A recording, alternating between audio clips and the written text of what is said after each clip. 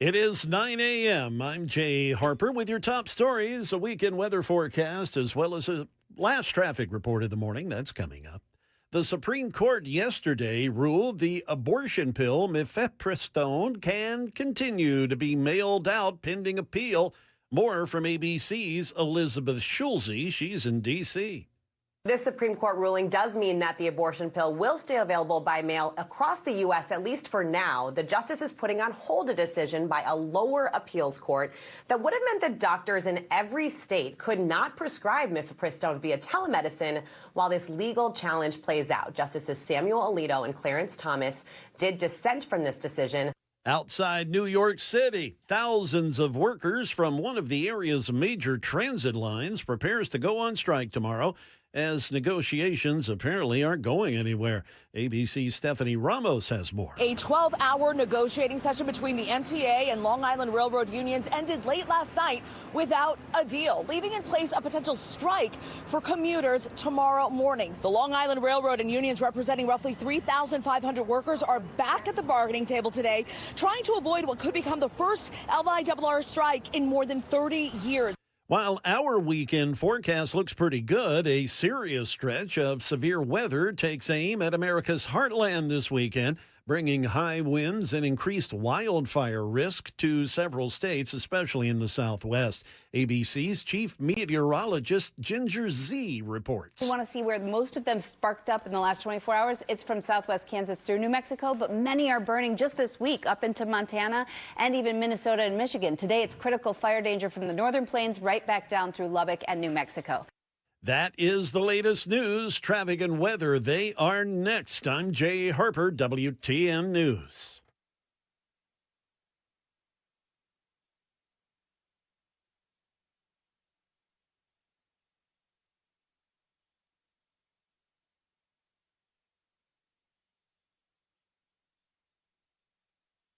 Yesterday in your Truth Social, you called the Iranians crazy bastards. True. What is your response to critics who say that... I don't care about critics. What is your response to critics who say that it is your mental health that should perhaps be examined as this war continues? I haven't heard that. But if that's the case, you're going to have more people like me, because our country was being ripped off on trade, on everything, for many years until I came along. So if that's the case, you're going to have more people.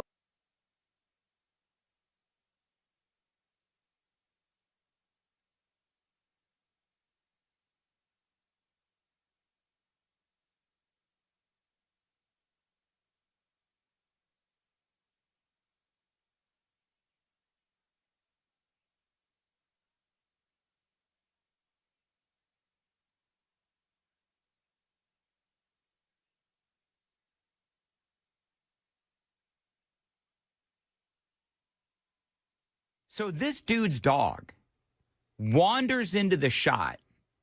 And who is this guy? So this is Hassan Piker. He's a left-wing streamer. He's very radical, Muslim, friends with Mamdani, big Mamdani supporter. And, you know, this is just an insight to the kind of people they truly are at home. And he's on his live stream. Yeah. And as you said, his dog gets in the shot, won't sit down, which I understand. But at the same time, this dog is not getting in his way or anything. He is simply just circling, or as my wife would call it, nesting, trying to find that comfy spot. Yeah. So he shocks him. Much more consequential violence, okay? It's the same reason as to why America, Kaya, please just go, just stop. You know, kind of ironic this guy is talking about violence. Yeah, right. While he shocks his dog. His dog's literally not even doing anything. He's just, as you said, he's circling in the background. Yep. We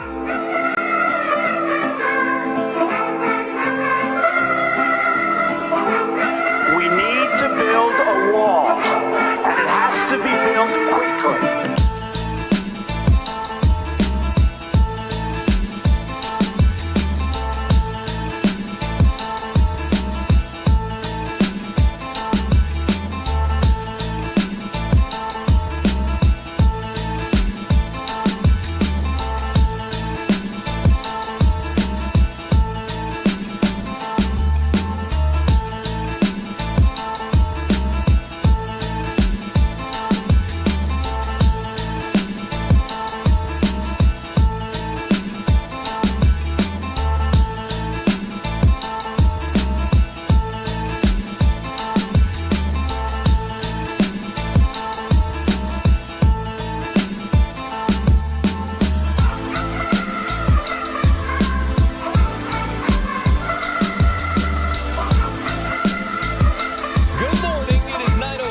on Super Talk 99.7 WTN. Hey, how are you?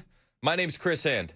Show's brought to you by Better Water LLC. You can listen on all the apps, the FM dial. You can watch us as well. YouTube and Rumble is there for you. Hit like, hit subscribe, share the show with your friends. We're up on YouTube, right? There's a little bit of difficulty yesterday. It's up. I'm doing it backwards. I should have led with the honey first. I don't often give Mason compliments this early in the show, or ever. I don't remember the last. I probably should do a better job of that.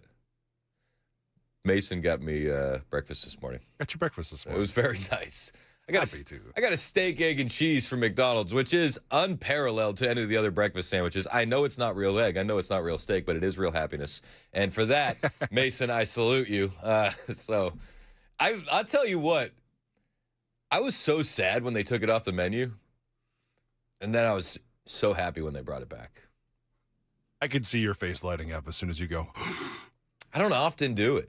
Like, I'm everything in moderation up to and including moderation. True.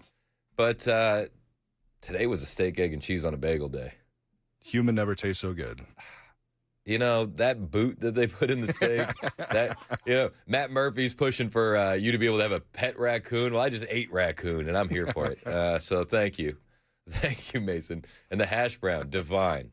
Absolutely divine. Name a better breakfast sandwich. You can't. You can't. I mean, you guys, I don't even know. What did Sam get? Like a sausage biscuit? Sausage, egg, and cheese McGriddle. It's like 3 or 4 rungs beneath the steak, egg, and cheese. I don't know. That sweet and savory combo is pretty good. Yeah, I'm not here for it. Obviously. That's between 2 pancakes. Yeah, no. Steak, egg, and cheese on a bagel all day. Put it to a poll. So we got a lot going on. We're going to talk about China. I know everybody wants to talk about China. Day 2 was yesterday in the People's Republic of China. That's the one. They were doing. Trump got to go to a lot of places in China where nobody else gets to go. He even said that to Xi. He said, "Does anybody else get to come here?" And he said it's extremely rare. Extremely rare. They rolled out the red carpet for him. We got some things done. There's a little bit of kerfuffles on the side with Secret Service and the press corps, but all things considered, looked like an overwhelmingly positive trip. I mean, there's some stuff on Taiwan that's floating up there as well. You know, it could be bad if America defends Taiwan or if we take Taiwan. It's like, yeah, well, I mean, we kind of already knew that before we went into the China meeting, so none of that really surprises me. But we'll talk about it. We also got the interview that he did with Hannity. J.D. Vance yesterday, he was in Maine campaigning hard for a Republican congressional candidate, also attacking the Democrats that have absolutely destroyed that state and allowed it to be rife with fraud. I'm not going to say what group is committing the fraud. It's the Somalis. Sorry. Spoiler alert. We'll talk about that as well. I do want to begin with the redistricting battles. The redistricting battles are still going on. Louisiana Senate has passed a new 5 Republican, 1 Democrat 2026 redistricting map set to hand Republicans another seat. And the Democrats, they're absolutely clutching their pearls over this every step of the way. And we're getting all the audio, all the video, all the statements from every single presidential hopeful. I would imagine. Oh, sorry. That was my fault. No, was it your fault? No, it's definitely you, bud. Oh, all right. This is why I don't give you compliments often. I started the stream this morning. I've done everything right. I don't know. All right, I'm going to step back to my corner. I'm getting a little too confident here. All right. So we, I'm sorry. It's Friday. We're having a good time. It's Friday. So all of the Democrats are hand-wringing over and pearl clutching over the redistricting, up to and including the presidential hopefuls. So we got new statements from Gavin Newsom, the governor of California, and Vice President Kamala Harris. I really hope Kamala Harris is the nominee. I think either of them are beatable, if we're just being honest. There's a lot of people that are like, it's up in the air. The Iran war is unpopular. And it's like, okay, but what are the alternatives? And the alternative isn't anything that would be better at all. So I think we're in good shape. I do. I think we're in good shape for the midterms with the redistricting battle going on. I think that we're in good shape for the presidential race in 2028. Unless there's an unmitigated disaster that we are yet to see, I don't think the gas prices are going to sway people to vote for a party that had just as high of gas prices, but they had high gas prices because of policy, not because of the conflict going on in the Middle East. We saw oil prices tick up a little bit today after there was an announcement that China would be getting some oil out of Alaska. But I still feel really, really good. I do. The heartburn has subsided. Maybe I'll get a little bit more later from the steak, egg, and cheese that I had this morning. But the heartburn on the midterms, not there. And it's because of the redistricting battle. We're picking up all these seats. I think we're getting close to 14, 15 new Republican seats. And when you see the Democrats in absolute panic over what the Republicans are doing, you know it's working. When they have no leg to stand on except for my racism, my Jim Crow, my segregation, and evil orange man tyrant bad, then you understand that this is all that they have. That's it.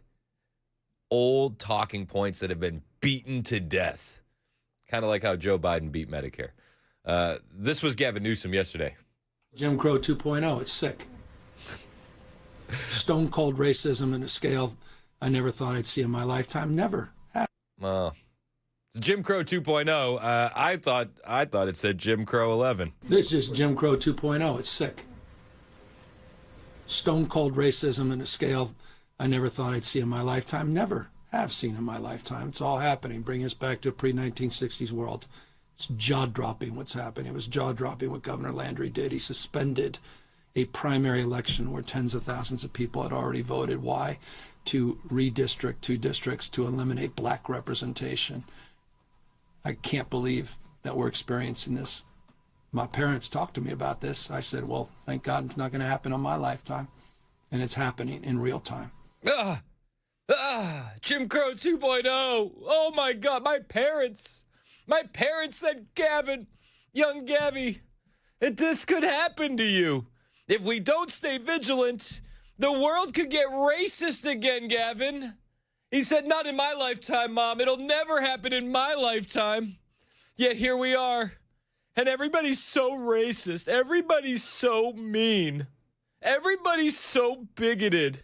How could we let this happen? Yeah, okay, I played this yesterday. Wesley Hunt. I don't know if you know this. Maybe you didn't know he's black.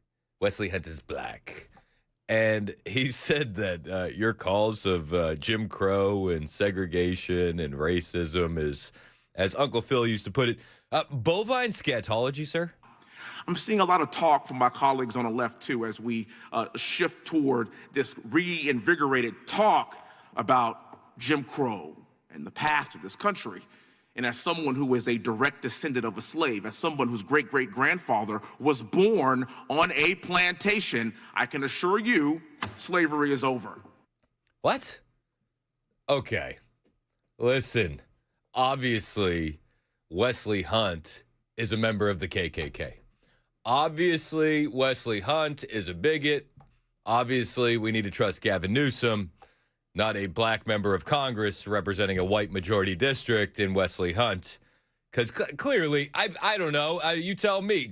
Maybe the racism has clouded his mind. Maybe he's been brainwashed by the right-wing conspiracy theorists. But obviously, racism is everywhere, guys.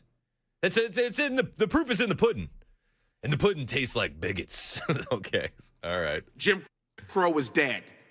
When I go anywhere, I don't see any white-only signs. I don't. I promise you. I am a black man that represents a white majority district in Texas. The great-great-grandson of a man born on a plantation stands before you today as a proud conservative Republican from Texas, as a believer and follower in Christ, and as a believer in what this country can be if we allow equality for not just Muslim Americans, not just Buddhist Americans, but also Christian Americans like yourself. God bless you, young man. You give me a lot of hope for the future of this country. Thank you for having the courage. I yield back the remainder of my time. Hey, thanks, Wesley Hunt, for having the courage that he has to operate in such a racist country openly.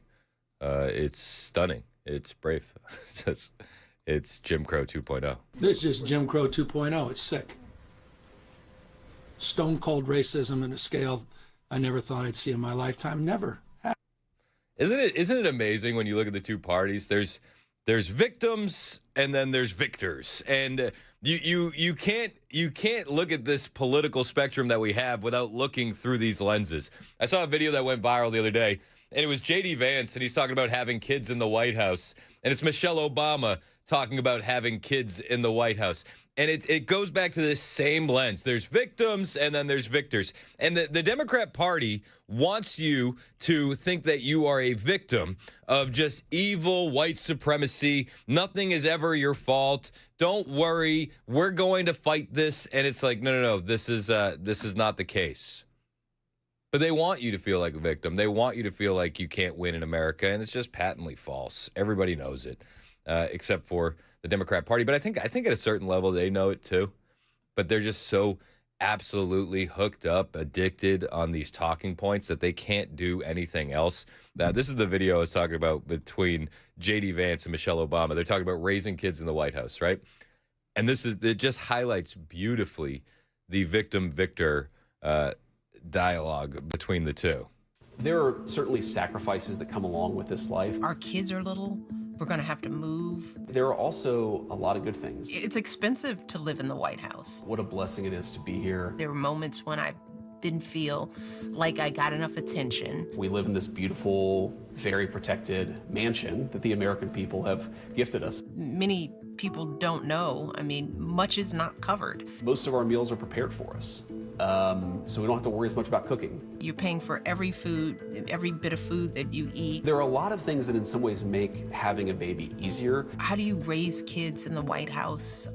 It's dangerous. You don't have to worry about TSA lines when you're the vice president. Air Force Two makes transportation pretty easy. We had to pay for their travel to be on the plane. My attitude towards kids, they're a hassle. What the hell have we gotten ourselves into? No more kids. They mess you up. Then we had a second, then we had a third, and now both of us are just like, what's one more? Whatever. I mean, it highlights it so perfectly. And that's what we're seeing on the political stage here with these Democrats. It's racism. It's Jim Crow 2.0. You're the victim. You can't win in a racist country. How could these dastardly Republicans do this? Yet, name me a right that black voters have lost by this racism and bigoted stuff that we see going on. They haven't. You haven't. Everybody's vote counts the same today as it did before the redistricting wars. You know what it does is it forces the Democrats to come to the table with better ideas. But instead of doing that, they're just going to continue coming to the table with terrible ideas because that's the only kind of ideas they have. If it wasn't for terrible ideas, I don't think that they would have a thought in their head. Kamala Harris was hosting a town hall, and she said there's actually no bad ideas. And it's like, this is such a talking point for like a little kid. Like, oh, there's no dumb question. It's like, okay, it's cute. It's cute when you got a 6-year-old. It's cute when you got an 8-year-old. It's cute when you got a 10-year-old. There's no dumb questions. Just ask. I'll help you out. That's what you do with a child. When you're an adult, there's absolutely dumb ideas. And there's 100% dumb questions. Spoiler alert. There is. And listen, I'm not saying don't ask them if you need the answer, but there is dumb questions. There is dumb ideas. Kamala Harris says the Democrat Party, we need to link arms and realize that there's no bad ideas. Say, look, this is a moment where there are no bad ideas. A no bad idea brainstorm is what I'd like to call it. And in that no bad ideas brainstorm, we talk about what we need to do and think about doing around the Electoral College. We talk about the idea of Supreme Court reform, which includes expanding the Supreme Court. We invite a conversation about multi-members districts.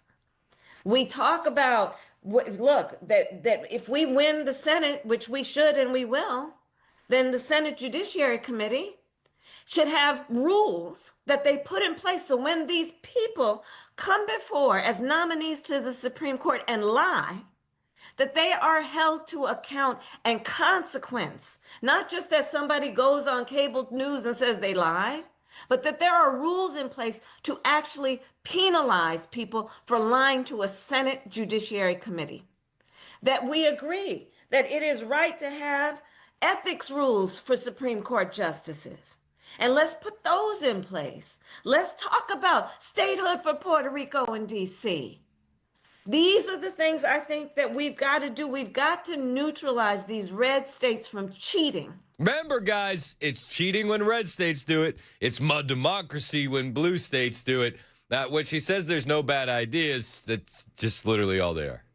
Those are all the bad ideas. They would have to nuke the filibuster to do this. Senate Republicans need to get tough and realize what we're up against. If the Democrats ever regain power, they are going to do that in an absolute instant. We can't let that happen. We were served up momentum and a gift on a silver platter.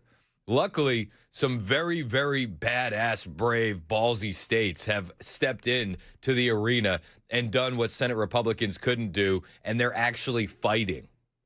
God bless them for that. But this is not as far as we need to go. We need to keep pushing. John Thune, he needs to either grow a pair or lose the position as the leader. He just has to. If you're not willing to nuke the filibuster to pass the Save America Act, what Kamala Harris just laid out, that's your future in the United States of America. It's 9:22. This is Super Talk 99.7 WTN.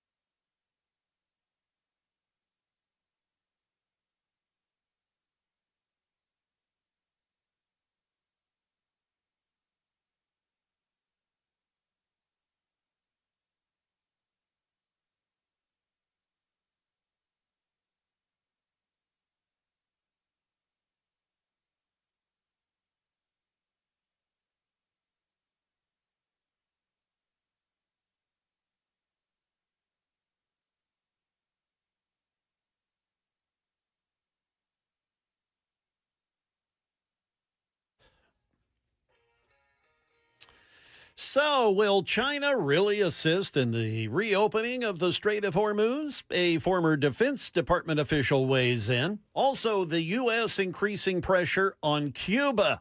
That and more coming up at 9:30 on Super Talk 99.7 WTN. That's Jay Harper in the newsroom. My name is Chris Hand. The show's brought to you by Better Water LLC, water filtration systems, water softeners, betterwater.com. Mason, I've been issued an ultimatum. Uh-oh. Nelson texted and he said, turn Kamala off or I'm switching to your competition. No, he said switch it off. Don't keep...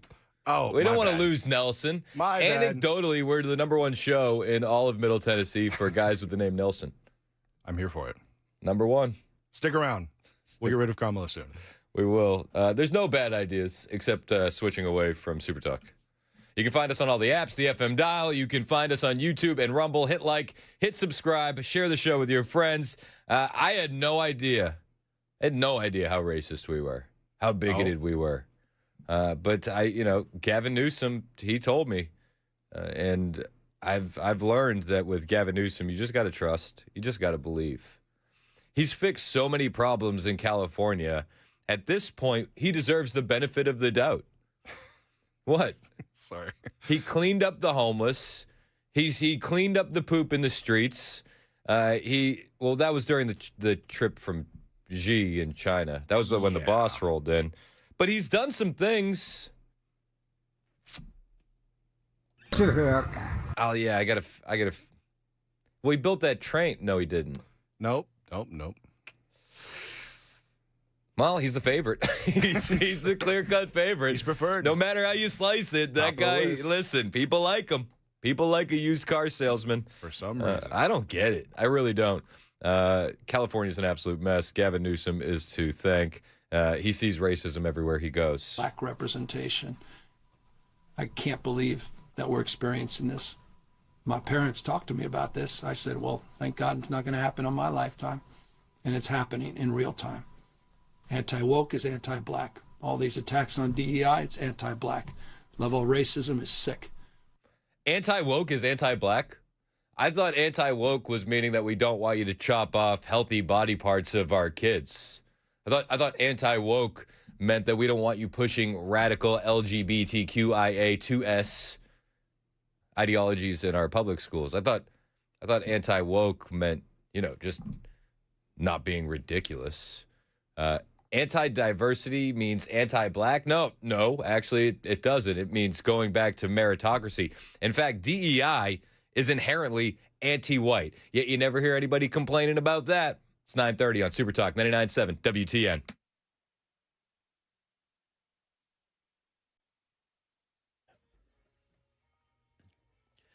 It is 9:30. I'm Jay Harper with your top stories. A weekend weather forecast is coming up. As President Trump comes back from his summit in Beijing today, he returns without a promise from China's President Xi that they will put pressure on Iran to reopen the Strait of Hormuz.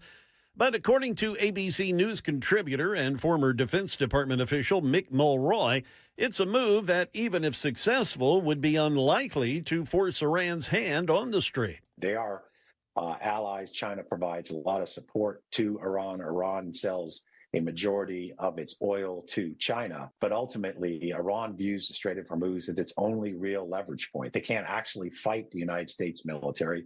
They're completely overmatched. So even with the pressure of President Xi, it's unlikely that Iran would do this. A Trump administration official suddenly visits Havana, Cuba this week, putting additional pressure on the island nation. ABC's Matt Rivers has more. CIA Director John Radcliffe heading down to the island with a message to tell the Cuban government to stop being what a senior CIA official called a national security threat. Radcliffe telling the Cubans they need to stop allowing adversaries like China and Russia unfettered access to the island. The Cubans, for their part, acknowledging publicly the meeting took place and saying they told the CIA they pose no such threat. A man who has been behind bars for nearly 3 decades for a murder he insists he did not commit has now been released from prison ahead of another trial in the case. Richard Glossop was arrested back in 1997. He was convicted and then sentenced to death for what prosecutors say was his part in a murder-for-hire plot targeting his boss.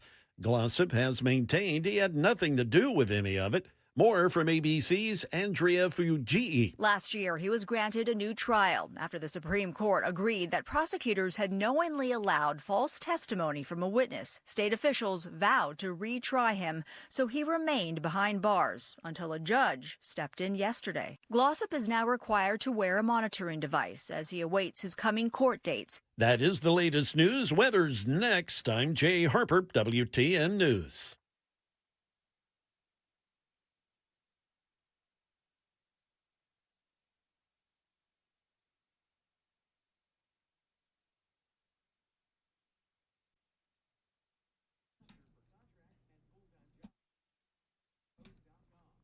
Hey, what's up? It's Chris Hand here from my friends at United Structural Systems. And if you've been putting off foundation or concrete repairs because it's expensive, well, you're not alone. But the reality is your home isn't going to wait for things to get cheaper or the economy to get better. Cracks in your walls, uneven floors, sinking driveways. Those problems are only going to get worse and more expensive with time. This is why you need to trust United Structural Systems. I trust them. They've been serving Tennessee since 1994, and they do things a little differently. No pressure, no gimmicks, no sales guy showing up to your home. You're just going to get an expert, and he's going to give you an honest inspection and real solutions that'll fix the problem the right way the first time. And if you don't have an issue, they're happy to tell you that as well. But from foundation stabilization to crawl space repair to concrete leveling, USS is focusing on long-term results, not quick patches. And right now, they're making it easier for everybody. 24 months, no interest financing now through the end of June. Fix it now, pay for it later, because the economic outlook is a little uncertain, but your home's foundation, it shouldn't be. Visit USSTN.com or call 615-488-7855, 615-488-7855. United Structural Systems, committed to their customers, invested in what matters most. We are USS, USSTN.com.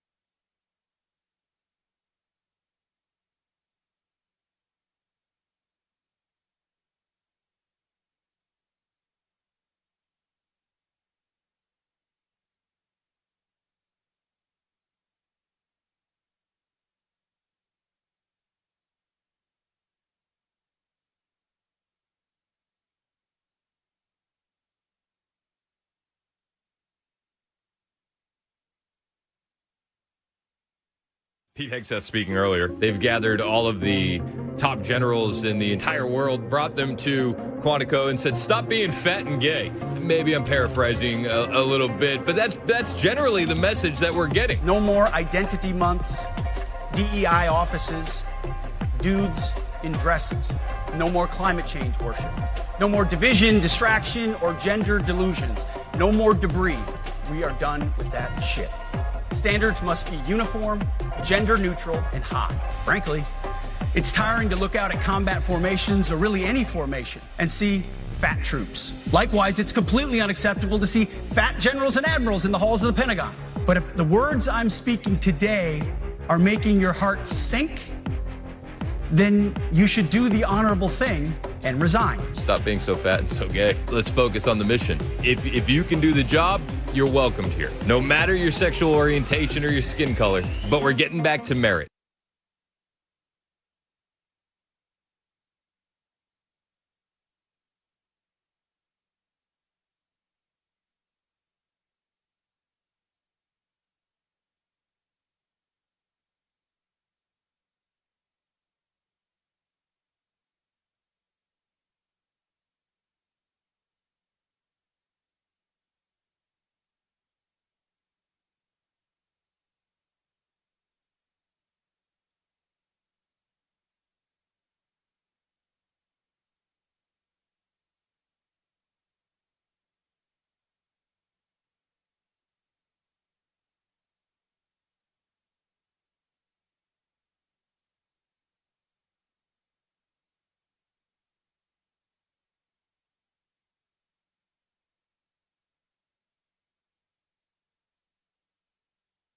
37 minutes past the hour. Super Talk 99.7 WTN. My name is Chris Hand.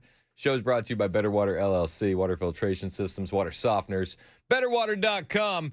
If you enjoy the salt mining of liberals, get ready. We got more salt to mine, my friends.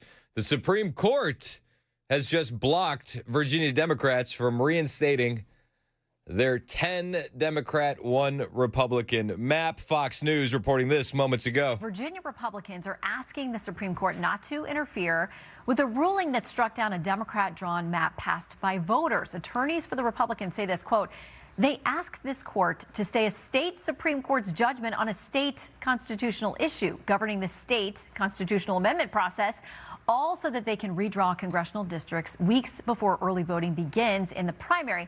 Now, that's in response to the Democrats urging the justices to block that lower court decision. The Virginia Supreme Court ruled Democrats broke procedure on that ballot measure. The map was designed to give Democrats as many as 4 additional seats there in Virginia. The Supreme Court of the United States is about to do the right thing. The Virginia Supreme Court already struck these guys down. They'll probably be laughed out of the room, hopefully. And also important to point out, Jay Jones, the Attorney General. We talked about this a couple days ago. Jay Jones, the Attorney General of the state of Virginia, the one who laughed in text messages and wished to watch Republican children die in their mother's arms. That was Speaker of the House of Virginia, his kids. He actually filed this originally, his filing to get it back, right, with the Supreme Court, with the wrong Supreme Court. He was supposed to file it with the United States Supreme Court, and he filed it with the state Supreme Court after the state Supreme Court had already struck him down. It's embarrassing. Sad day. Elections have consequences. I mean, let's make no mistake about it. I got a text here from 0478. And listen, I think the frustration from 0478 is a frustration that a lot of Republicans currently have. He said, no SAVE Act, gas twice the price, no mass deportations, the Amnesty Act, no tariffs, no arrests for COVID, none for the stolen election, just Republicans lining their pockets instead of Democrats. What is the point of voting red? To make things less worse? That's not enough for my vote. Well, how about things would get much worse if the Democrats were in power? Much worse. Let's go through it step by step by step. No SAVE Act. Be mad at the Senate Republicans for dragging their feet. Okay? Be mad at John Thune. That has nothing to do with the Trump administration. That has nothing to do with some of the good representatives that we have here in the state of Tennessee. And I know people feel how they feel about Marsha Blackburn. Marsha Blackburn said she's in favor of the Save America Act. Marsha Blackburn said she's in favor of nuking the filibuster. But there are weak rhino Republicans. I'm looking at Thune. I'm looking at Langford. I'm looking at Tillis. I'm looking at Barrasso. These guys are trash. Absolute trash. Gas twice the price. Listen, I'll tell you what. It's not ideal. It's not ideal for anybody. I mean, just even me personally, and I know. Listen, I'm in a blessed situation, and I know people have it much harder than I do. Like, I just being perfectly honest. Like, I understand that. I really do. But we had bought flights. Talk about the price of gas. How about the price of jet fuel? We bought flights on Spirit before they went out of business for a vacation that we have planned to go see my niece graduate. It was like $1,300. I mean, and we have a family of 6. Okay, so like take that into account. $1,300. Spirit goes out of business. I have to rebook these flights. We spent $4,000. $4,000. Trust me when I tell you, I feel you on the price of gas, the price of oil. It is ridiculous. But also trust me when I tell you that this is going to be temporary. This is because of a conflict, not because of policy. When the prices went up under Democrats, they laughed at you, said it was a good thing, told you to buy an electric vehicle. They did that on purpose. They canceled the Keystone XL pipeline day one. They stopped drilling and issuing those permits day one. They wanted to transition you away from fossil fuels. They thought it was a good thing that the price of gas was going up. Republicans at least understand that this is untenable and that the American people can't do this for very, very long. No mass deportations? I mean, I push back a little bit. Is it the numbers that we need to see? No, rookie numbers. But we've had a few million people out of this country. The self-deportations are working. ICE is out there every single day. I think that they could get more tough when it comes to these Democrat protesters that are following them around in the streets. I think we need to see more silver bracelets for those knuckleheads and the organizers of these protests, the organizers of these ICE blocks and these ICE watch groups. I would love to see it. I really would. The Amnesty Act, it's never going to happen. It's just not. It is never going to happen when Republicans are in control. If you're mad about the Amnesty Act, you know when it is going to go through if Democrats ever regain power. And do you think that we'll ever win another election again if Democrats regain power and amnesty 30 million illegal aliens? Do you think we'll ever regain power again if Democrats get in and make D.C. and Puerto Rico a state? This isn't a right-wing conspiracy theory. Kamala Harris, the former number 2, the heartbeat away from the presidency, she was just talking about that yesterday. No tariffs. Supreme Court decision. Are we going to kick and scream and throw our hands up when the Supreme Court doesn't go our way and talk about packing the court like the Democrats do, or are we going to work within the system and make change that we want to see? I mean, seriously. Are you going to blame Trump and the administration for a Supreme Court decision? By the way, spoiler alert, there's still some tariffs out there. They're just doing it in a different way. That's as much as I can tell you. That there are still tariffs. No arrest for COVID, none for the stolen election. I agree. It's frustrating. Just Republicans lining their pockets instead of Democrats. I mean, I would say citation needed, but you're probably right. I mean, let's be honest. Everybody in government does it. That sucks, but that's part and parcel. But on your other issues, I think there's a lot of points in voting red. And if we can't get the people in power, we're never going to get the Save America Act. We're never going to regain power again. We'll never be able to vote in good candidates. I mean, there are a lot of bad candidates. There are a lot of bad Republicans. John Thune is trash. Bill Cassidy is trash. But we have the ability to get rid of these guys. You know, the state senators in Indiana that didn't want to redistrict, you know what happened to them? They got primaried out. 6 out of 8 of them? Elections still work. If you don't like the candidates, find one that you do like and support the candidates that you support. Get involved. Change the system. Change the people. Like you are well within your ability to do so. But then saying, I'm not going to do any of that. What I am going to do is I'm going to throw my hands up and say, this is no better than the Democrats. Why would I vote for the less of worse? It's like, well, because the less of worse is actually, some would call it better. I don't know. Bill Cassidy is being called on to be primary tomorrow in Louisiana in favor of Julie Letlow by President Trump. He posted on Truth Social, highly respected America First Congresswoman Julie Letlow, of the wonderful state of Louisiana, is a great star, has been from the very beginning and is only getting better. Julie is running for the United States Senate in Louisiana, place I love, and won big 6 times, including the primaries 2016, 2020, 2024. I know Julia well. I've seen her tested at the highest and most difficult levels, and she's a total winner. He goes on to just gush about Julie. But these endorsements for Julia Letlow from the president, it's going to make a difference. We're going to see these ineffective rhino Republicans replaced. It's going to take time. None of this is going to happen overnight. But we're watching it. We've already seen it. Why wouldn't you want to stay the course? I get the whole black pilled, nothing ever changes, both sides are bad. And I think there's a lot of truth to the both sides are bad argument. But there's only one way to fix it. There's definitely a way to let things get way worse, and that's sitting out the next election, sitting on your hands and saying, screw it. I mean, if you're upset about the numbers of mass deportations, you do understand that if Democrats had won the presidential election, we would be getting more people in the country as opposed to any out. The border's been secured. Nobody's coming in. I mean, at the very least, the stopping of the bleeding is a huge improvement.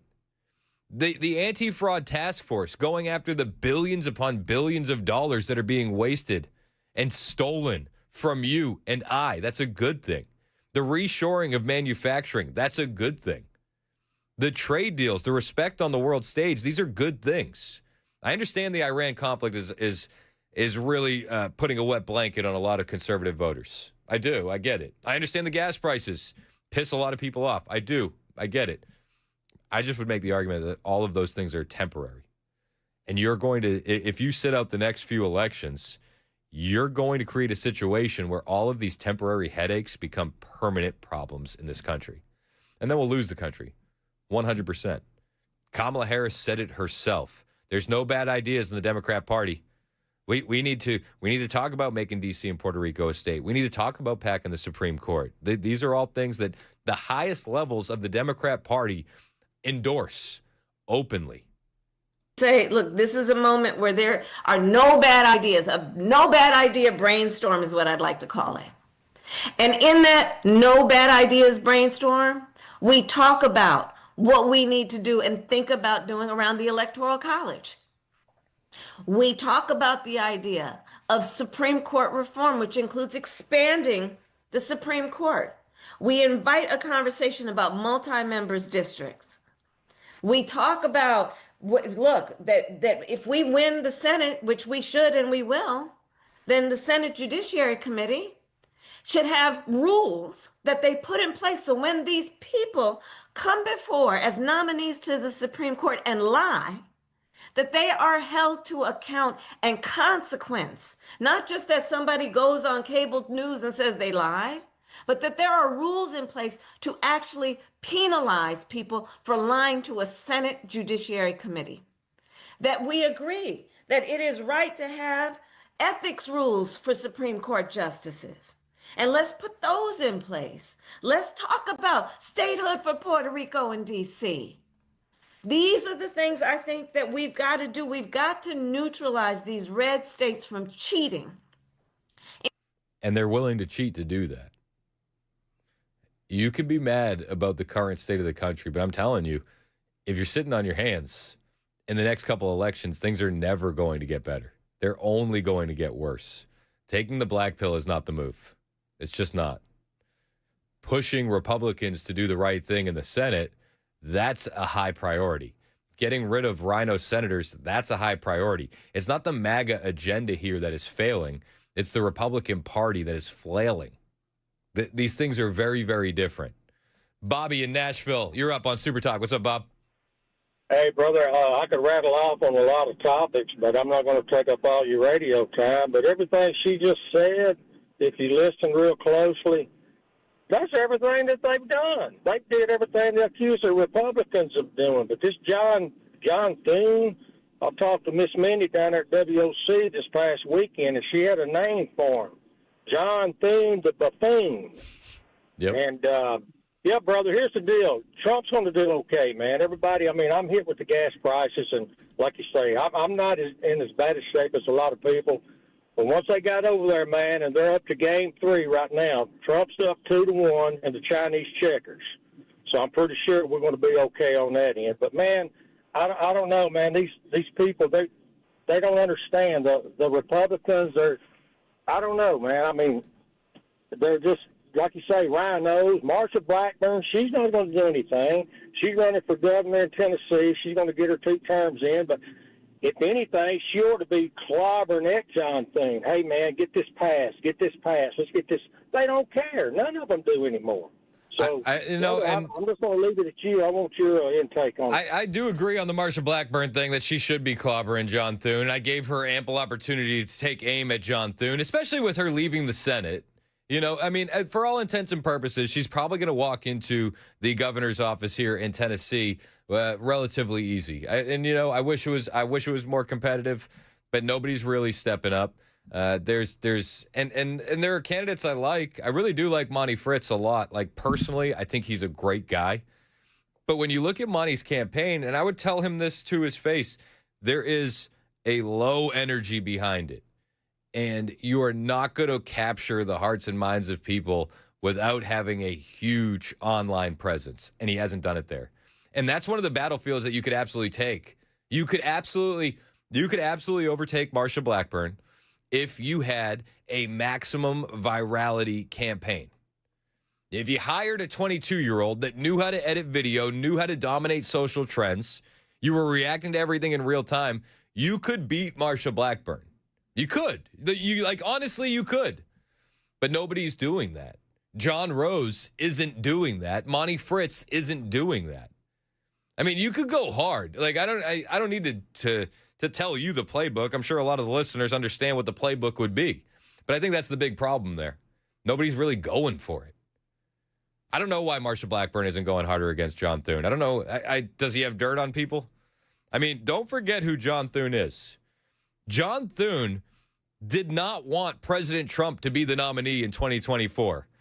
And he's not going to do him any favors in 2026. This is just 2 years ago. Donald Trump is the Republican nominee. Would you support him? Well, I'm hoping, Leanne, to have other options. I'm hoping we have other options. He's still wishing that he had other options. John Thune, total trash. Everybody in the Senate that is a Republican should be absolutely revolting against him. And by the way, while harping on Marsha Blackburn, I mean, I don't mean to. I think we could say the same things about Haggerty. Just to be fair. I think we absolutely could. It's 9:53. This is Super Talk, 99.7 WTN.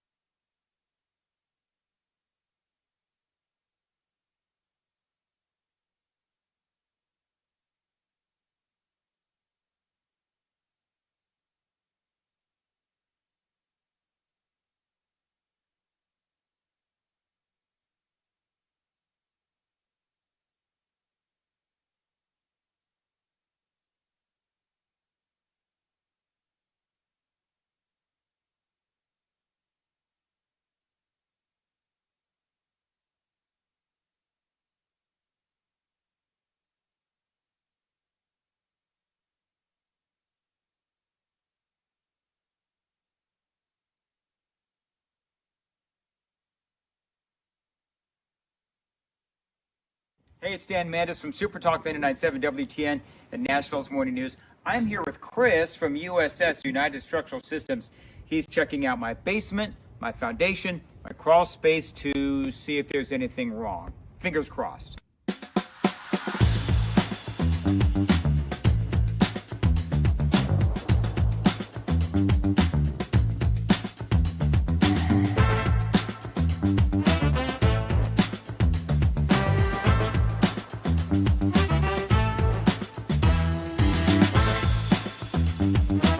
All right, so there's good news and there's bad news.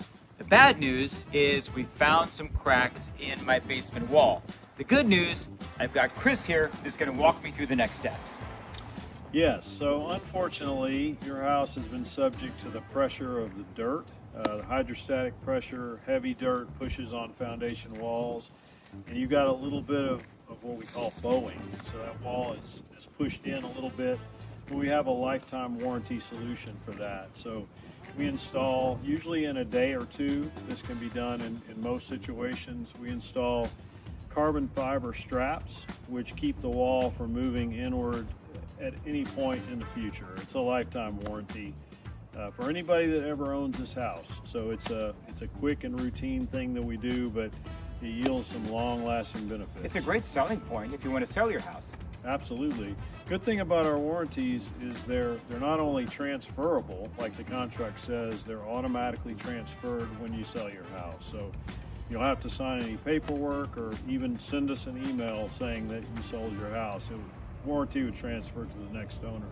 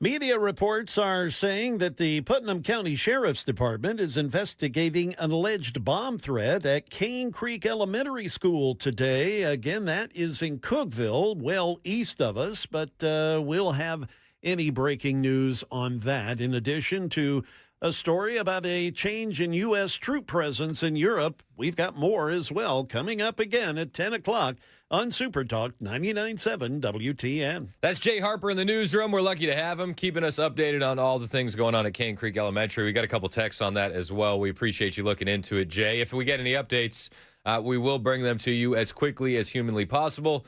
Lord knows we just pray and hope that it's another hoax like we saw last week. Hey, we haven't heard from George Conway in a while. And after I play you this clip, you're going to want him to go away for a while again. I mean, it is just so beyond anything that could, it is not even, it's not even conservative anymore. The conservatives today are really the Democrats who are trying to conserve the institutions of our republic. And that it's just such a different world. And my place in it is different because of that. Democrats are the real conservatives. They're trying to conserve the institutions in the republic by, packing the Supreme Court, making D.C. and Puerto Rico a state, amnestying 30 million illegal aliens. Just those are conservative principles in 2026, says George Conway. I don't know. I have no words. He can go back under the rock that he hides under. It's 10 o'clock. Super Talk 99.7 WTN.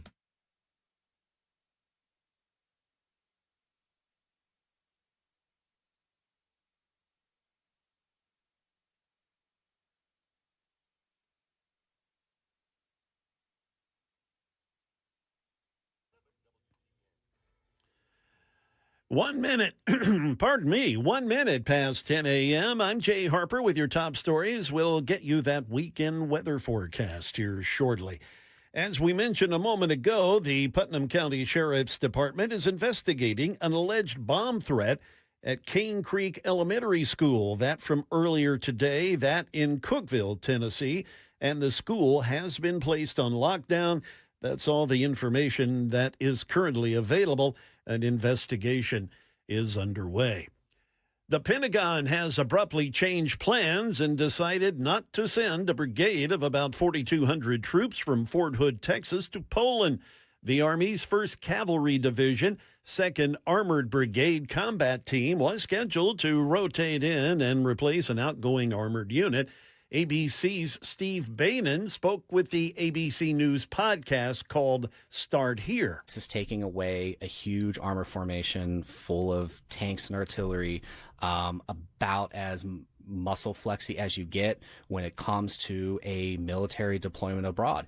And this unit also trains with our allies abroad, training with the Germans, training with the Romanians. So it's not just the actual presence, it's also that long-term relationship building between American units and European units. He also goes on to say the decision was a surprise to the troops and the commanders. They've been preparing for the move for weeks. The decision follows a separate Pentagon announcement a couple of weeks ago that over the next 6 to 12 months, about 5,000 troops would be withdrawn from Germany, with President Trump saying those cuts will keep going. The Census Bureau's latest population rankings find some communities shrinking and others that are just going crazy. 5 of the nation's fastest growing cities are in the state of Texas. That's where we find ABC's Jim Ryan. No other community in the country has grown more percentage-wise than Salina, a Dallas suburb that many Dallasites have never heard of. When you look at the grand scheme of things, the possibilities we can say are endless. Mayor Ryan Tubbs says his city isn't just a bedroom community anymore. We have a whole lot of single-family housing growth, but our commercial growth is catching up to that. In 2020, about 17,000 people called Salina home. The latest population count is 64,000. That is the latest news. Weather is next. I'm Jay Harper, WTN News.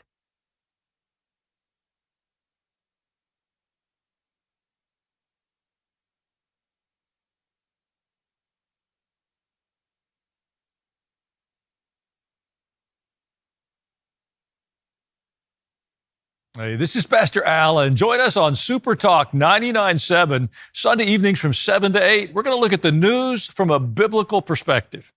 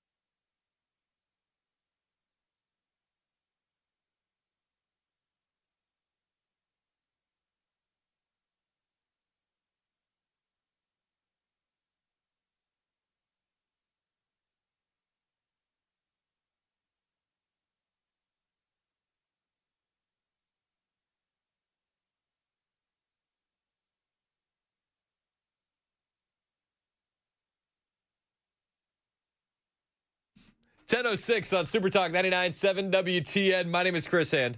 The show is brought to you by our friends at Better Water LLC. Water filtration systems, water softeners, betterwater.com. You can listen to the show anywhere. All the apps are available. You can listen on the FM dial. We're on YouTube and Rumble. Want to give a quick shout out to my friend Dan Mandis. Congratulations on the brand new grandbaby. I want to give another quick shout out to our friend Joan Jones. Congratulations to her brand new grandbaby. I think Joan still has the high score. I think so too. I think so. I can't wait for grandbabies. I feel like I have enough kids that I'm basically due at least one. You're guaranteed. You think it's a guarantee? Yeah. I don't want to count chickens before they hatch. I don't know. I'm just saying. I think you got a lot of time to wait. Don't jump the gun. No, I'm going to be encouraging my kids to have them early. I know, but I'm saying enjoy your kids now. Get married at 20 and have kids. Just as the good Lord intended. That's what you should do. You're never going to be able to afford them. Yeah, especially your kids, it's fine. Take it from me. They are not getting any cheaper. Just do it. Ooh. Just do it. It's awesome. It's the best thing that you could ever do. And I'm sure grandkids are even more fun. Because you don't have to do any of the hard stuff. Yeah. You know what I mean? All the fun, no responsibility. You can give them back. You give them candy. You know, I don't have there's no giving my kids back. I don't have anybody to give them back to. They're yours. Yeah. It's, it's a difficult situation we find ourselves in. Things happen. But it's awesome. So congrats, Dan. Congrats, Joan, and the entire family. We're praying for you guys. And we can't wait to see the pics. I did see pics. Dan posted on his Facebook page. He was playing with the other grandkid. Did you see that? I did, yeah. Dan was going. I don't want to tell stories out of school, but he posted it on Facebook. It is public. Dan grabbed one of his grandbabies. He's got his grandson, the older one. Yeah. And they were going down a slide together. And I don't know what Dan was thinking. He obviously terrified this kid going down the fast slide because Dan is smiling and having a good time, but poor little Jameson over there is just bawling. Dan's a bit of a thrill seeker. Dan is like, you know what? We're scarring these kids. Start them early. Scar them early. Scar them early. That way they have more time for therapy on the back end. Easy. You know Dan's having a great time. And again, yeah, congrats to him. Congrats to Joan. And we love you guys, and we'll keep praying for them babies, them chilling. Make sure they're all healthy. Can we bring that back? Can we bring back chilling? You can. Was it ever gone? Yeah. Was it ever gone if you continue to use it? Fair. I use it. I'll keep using it. Good. Big news coming out of the China trip, and a lot of deals being made. We heard yesterday about China possibly coming to Alaska for some oil. We also heard deals on the NVIDIA chips. It's a $50 billion market. NVIDIA is going to be able to sell to 10 Chinese firms these chips, and they're going to be making a lot of money. It's going to create a lot of capital here in the United States. We also heard that there was a deal with Boeing. Now, originally, the word on the street was that the Boeing guys, they only wanted a deal. They were hoping, right? Like they were like best case scenario. We'll get 150 jets sold. That would be a heck of a day. And it would create a lot of jobs. Boeing employs a lot of people. I don't know necessarily if creating a lot of jobs is the right way to frame it, but it would sustain a lot of jobs, right? That's a massive order. But on Air Force One earlier today, Donald Trump was like, no, it's more than that. It's more than that, actually, when it comes to Boeing. It was an amazing period of time. President Xi's an incredible guy. Got along, made a lot of great trade deals, including over 200 planes for Boeing with a promise of 750 planes, which will be by far the largest order ever if they do a good job with the 200, which I'm sure they will. And that's General Electric also, the engines.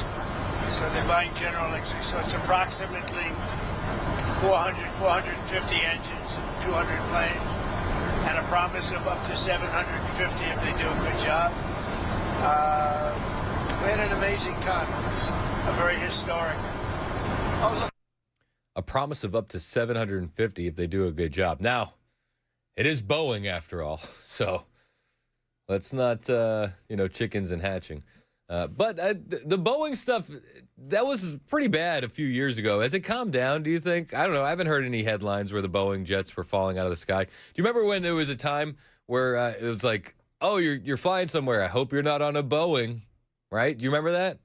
I feel like they've kind of gotten over that hump. I do too. Do you think that has to do with the termination of the diversity, equity, inclusion projects and just hiring people based on merit? Or am I reading too much into it? Maybe it's a bit of confirmation bias there. Maybe just a little bit. Maybe. But I don't think I'm wrong. So maybe I'm wrong. I could be wrong. I'm open to being wrong, actually. I'm the most open to being wrong. President Trump went on to talk about Iran. He was asked about this by reporters on Air Force One. I think the reporters were really eager to ask some questions here because I don't know if you were paying attention while he was in China. They don't exactly do a free press over there. And there's a bit more decorum when it comes to members of the media and when you're in China, mainland China.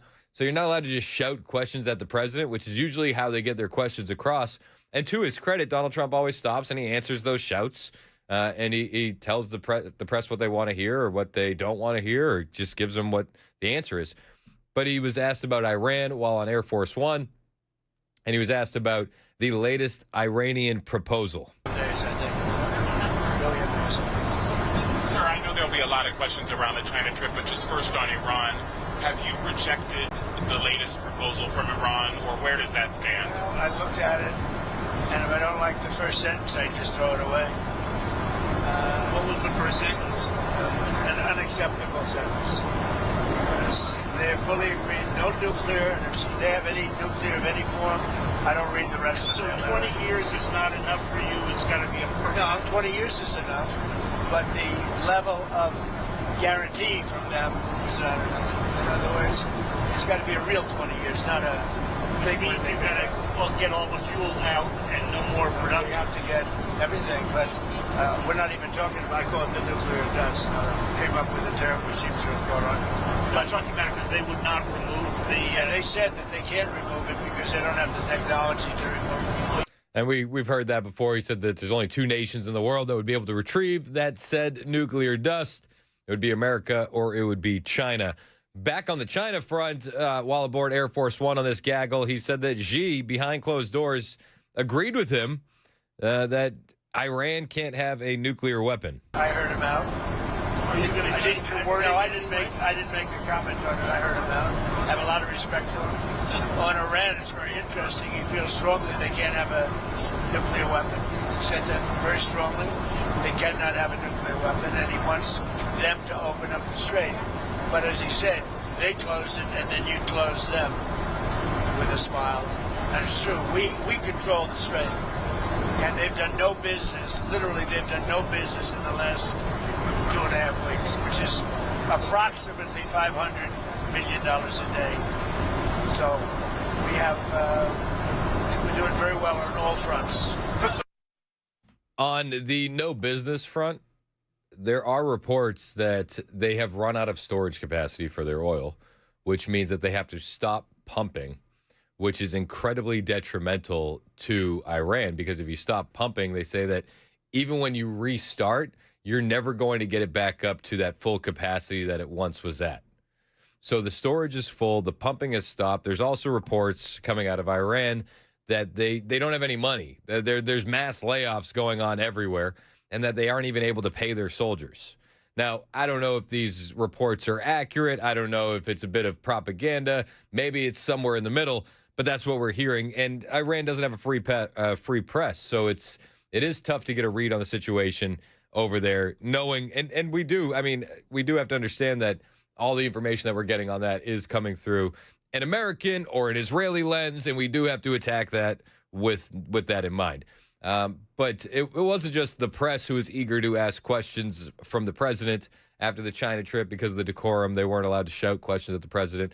The president also, I think, was a little bit eager to pummel the press because he didn't have the opportunities that he normally would have to hammer them when they're pushing fake news. So once he's back on Air Force One, it was like maybe 10 minutes into this gaggle where he finally was able to go at the press and let them know what he really thinks about them. He actually accused one reporter of treasonous behavior on Air Force One. The bombing, you did it for 38 days. No, we did. And you did not get the political changes in Iran. No, I had a total military victory. But the fake news, guys like you write incorrectly. You're a fake guy, and guys like you write about it incorrectly. We had a total military victory. We knocked out their entire Navy. We knocked out their entire Air Force. We knocked out all of their anti-aircraft weaponry. We knocked out all of their radar.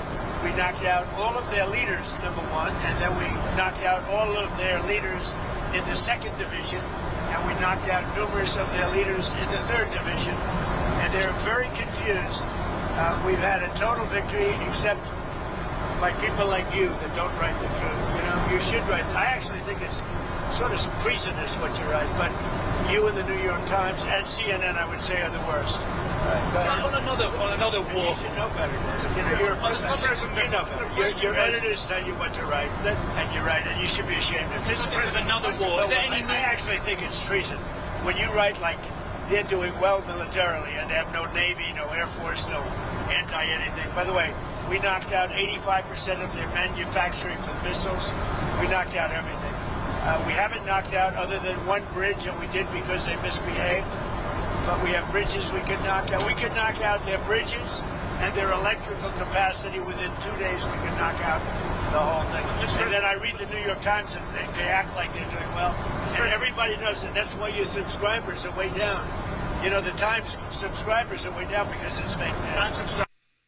That's the president. He didn't waste any time. And I think it is important to point out that Iran is hanging on to every word from the American press. They're using it in negotiations. They're using it as leverage, and it's like it is. At a certain point, it does feel treasonous, and it does feel like they're lying to the American people at the failing New York Times.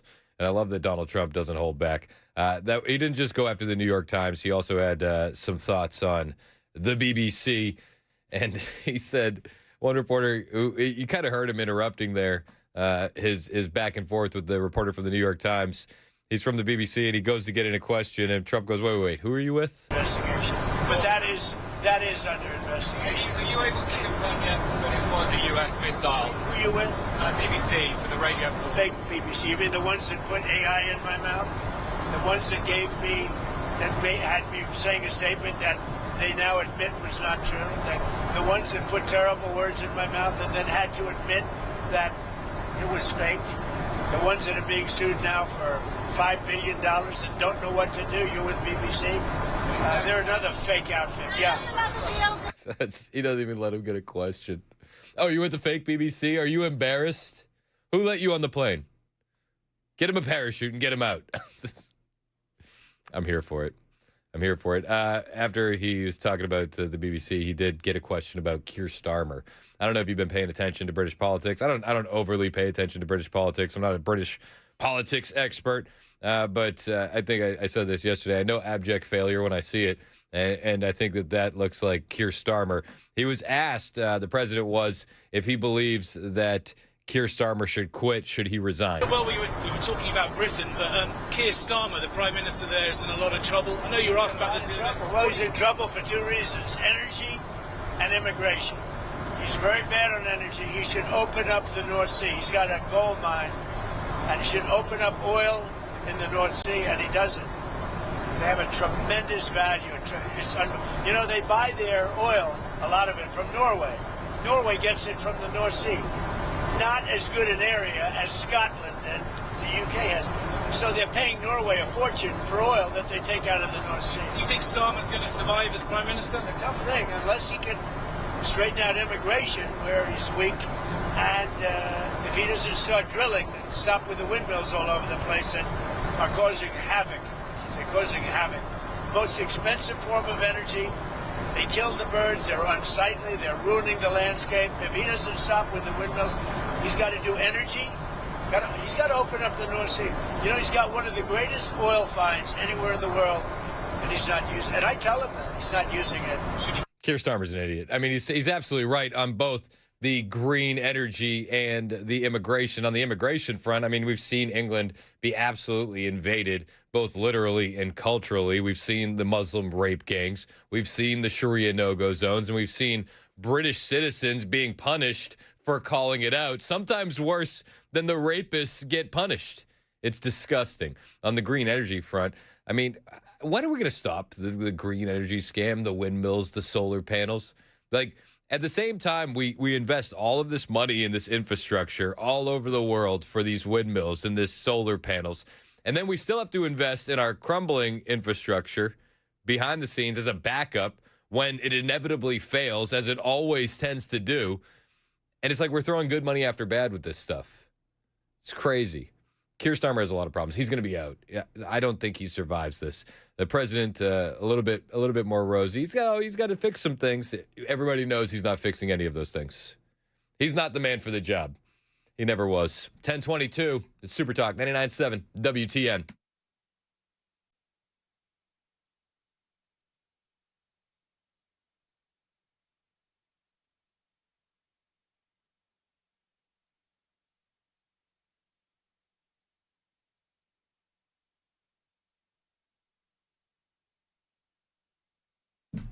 Hey, what's up? It's Chris Hand here from my friends at Busy Bee Plumbing, Heating, and Cooling. And if your home is not as comfortable as it needs to be today, well, this is the perfect weekend to call my friends at Busy Bee Plumbing, Heating, and Cooling.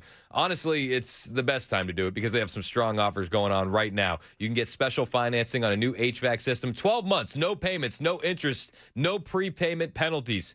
Now, approvals are going to vary by credit, but it will give you some breathing room, and I think you're going to get approved. Plus, here's the bonus. If you install a high-efficiency system, 17 SEER or higher, they'll throw in a free Yeti Tundra 45 cooler. That is not a bad deal at all, my friends. It's perfect in time for the beach and the pool. Is your pool opening soon?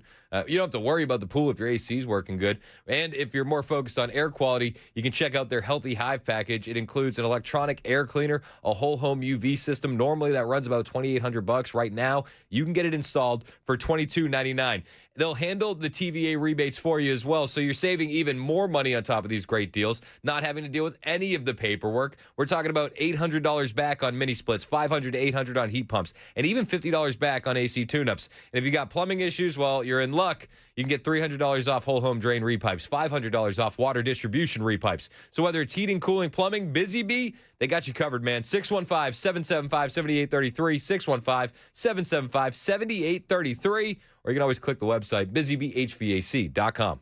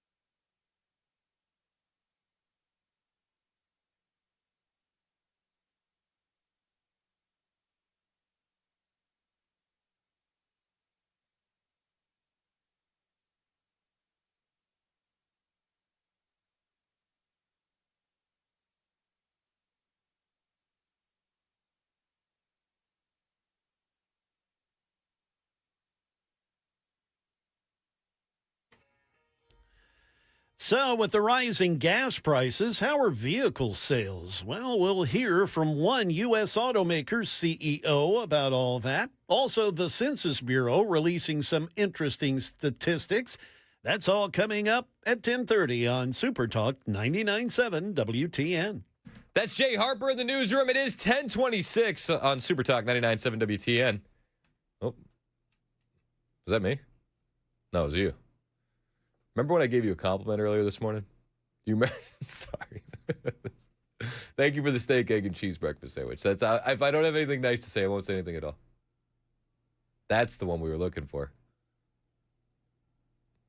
Now I don't even feel bad about messing up the time. I said it was 10:26. It's actually 10:27.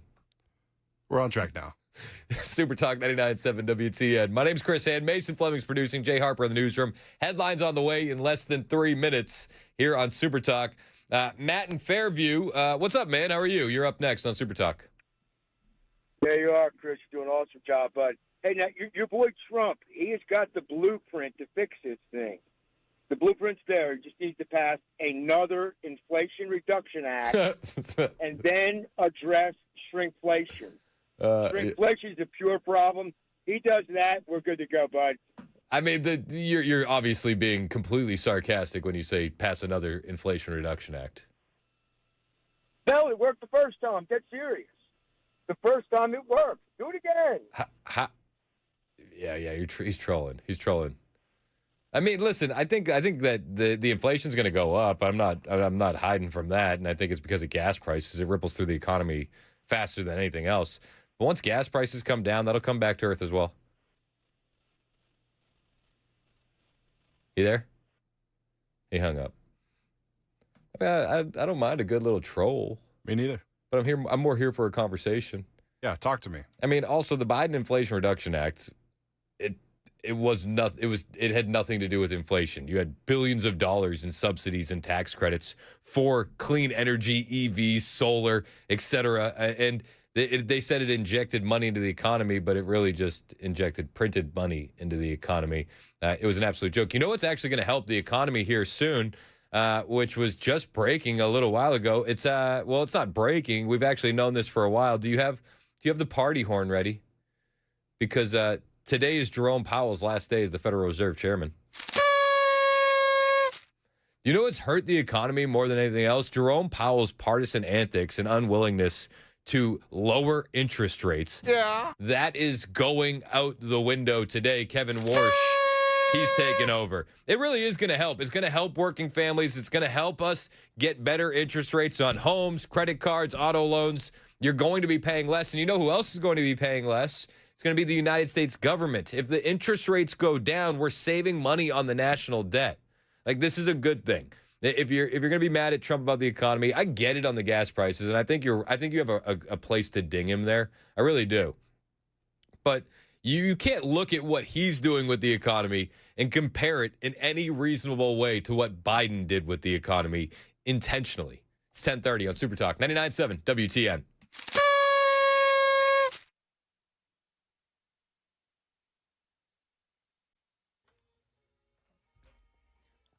It is 10:30. I'm Jay Harper with your top stories. Man, we got a good-looking weekend weather forecast, so hang on for that.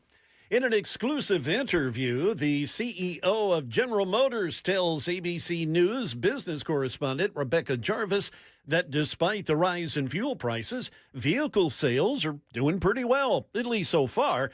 But Mary Barra says she is concerned about affordability if prices stay high through Memorial Day or even Labor Day and approach or surpass $5 a gallon. We want to make sure that people have the opportunity to be able to afford what they need. That's why we focus on having affordable vehicles. But it is something that we're watching because I think it speaks to the overall health of the economy, which is important for the country, important for jobs. And we hope that obviously the conflict in Iran ends as quickly as possible. Barra sits on the board of ABC and the company Disney, the parent company of ABC, Disney.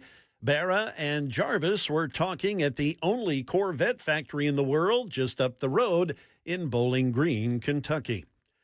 Parents push back, demanding schools, in some instances, go low-tech. Parents across the country worried about too much screen time in schools are lobbying educators to go back to pencils and paper. Hundreds have signed a petition in Pennsylvania's Lower Merion Township School District near Philadelphia to allow parents to opt out of digital devices for their kids. School board members say it's not feasible to opt out of technology they say is essential to the curriculum. That's ABC's Chuck Severson. Some of the nation's biggest cities are getting smaller, while some of the smaller ones are exploding. That's according to the Census Bureau's latest estimate. New York, still the biggest city in the country, but ABC's Jim Ryan says its population shrank by over 12,000 between 2024 and 25. Meanwhile, Charlotte, North Carolina added 21,000 people over that time. And the fastest growing city in the nation for the second year in a row. Our small town's not so small anymore. Michaela Everson runs a bakery in the Dallas suburb of Salina. And while constant growth has its drawbacks, Now that I have a business hat to put on, that makes me really happy. Salina grew by nearly 25% in the Census Bureau's latest count. Jim Ryan, ABC News, Dallas. That is the latest news. We've got weather on the way. I'm Jay Harper, WTN News.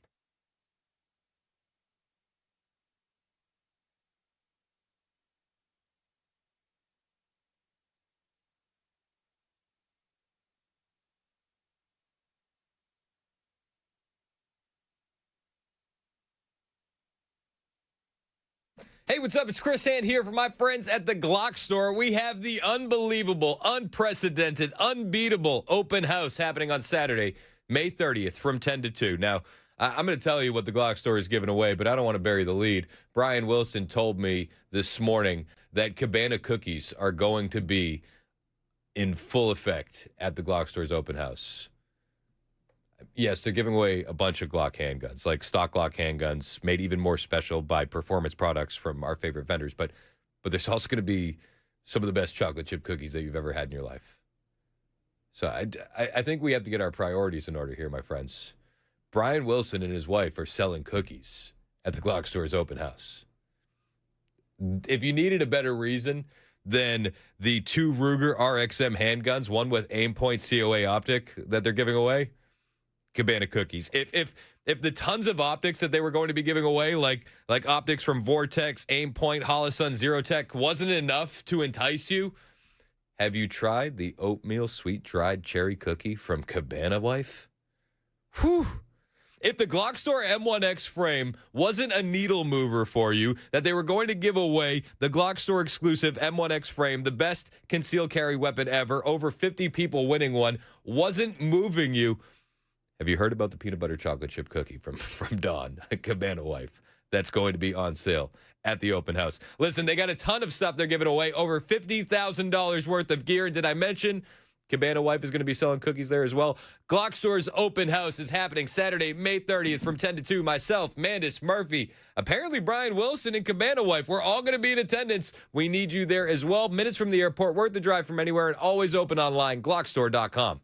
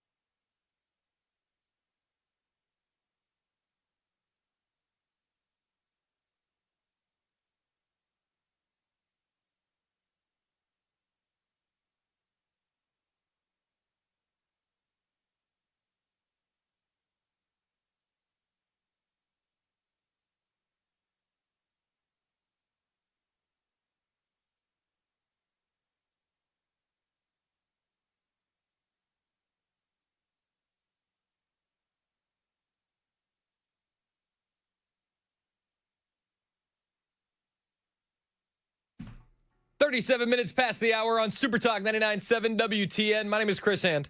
The show is brought to you by Better Water LLC. Water filtration systems, water softeners, betterwater.com. You can listen on all the apps, the FM dial. You can watch us on Super Talk TV, YouTube, Rumble. Those are the main platforms. Hit like, hit subscribe. It's free to do. Helps us grow the digital footprint of the radio station, and it really does help us all out.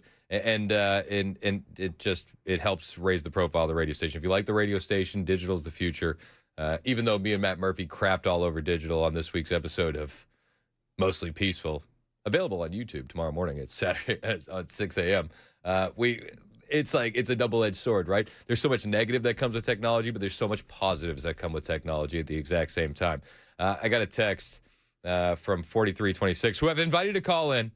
I said, call in. I would love for you to call in because we were talking about Jerome Powell. It's his last day. We're a little bit celebratory with the last day. I feel like just a little.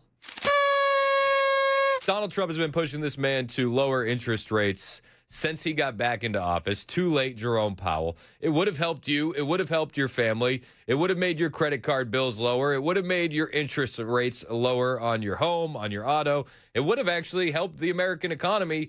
We wouldn't have been paying as much on the debt that this nation owes. And I got a text. And I think, and I made the point, listen, you're right to ding Donald Trump on gas prices. I think that's fair. And gas prices hurt inflation. It ripples through the economy very, very fast. But my point here is that when the Biden administration raised your gas prices, they did it through policy, and they said it was a good thing and that you needed to get off fossil fuels, you stupid idiot. And they did it intentionally.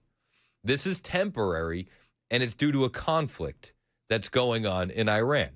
And so 4326 texted, when the gas price is going to come down, remember, Mr. President, he said he don't care about the American financial situation.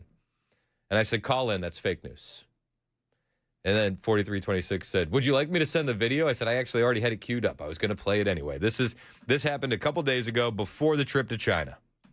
When you're negotiating with Iran, Mr. President, to what extent are Americans' financial situations motivating you to make a deal? Not even a little bit. The only thing that matters when I'm talking about Iran, they can't have a nuclear weapon. I don't think about Americans' financial situation. I don't think about anybody. I think about one thing. We cannot let Iran have a nuclear weapon. That's all.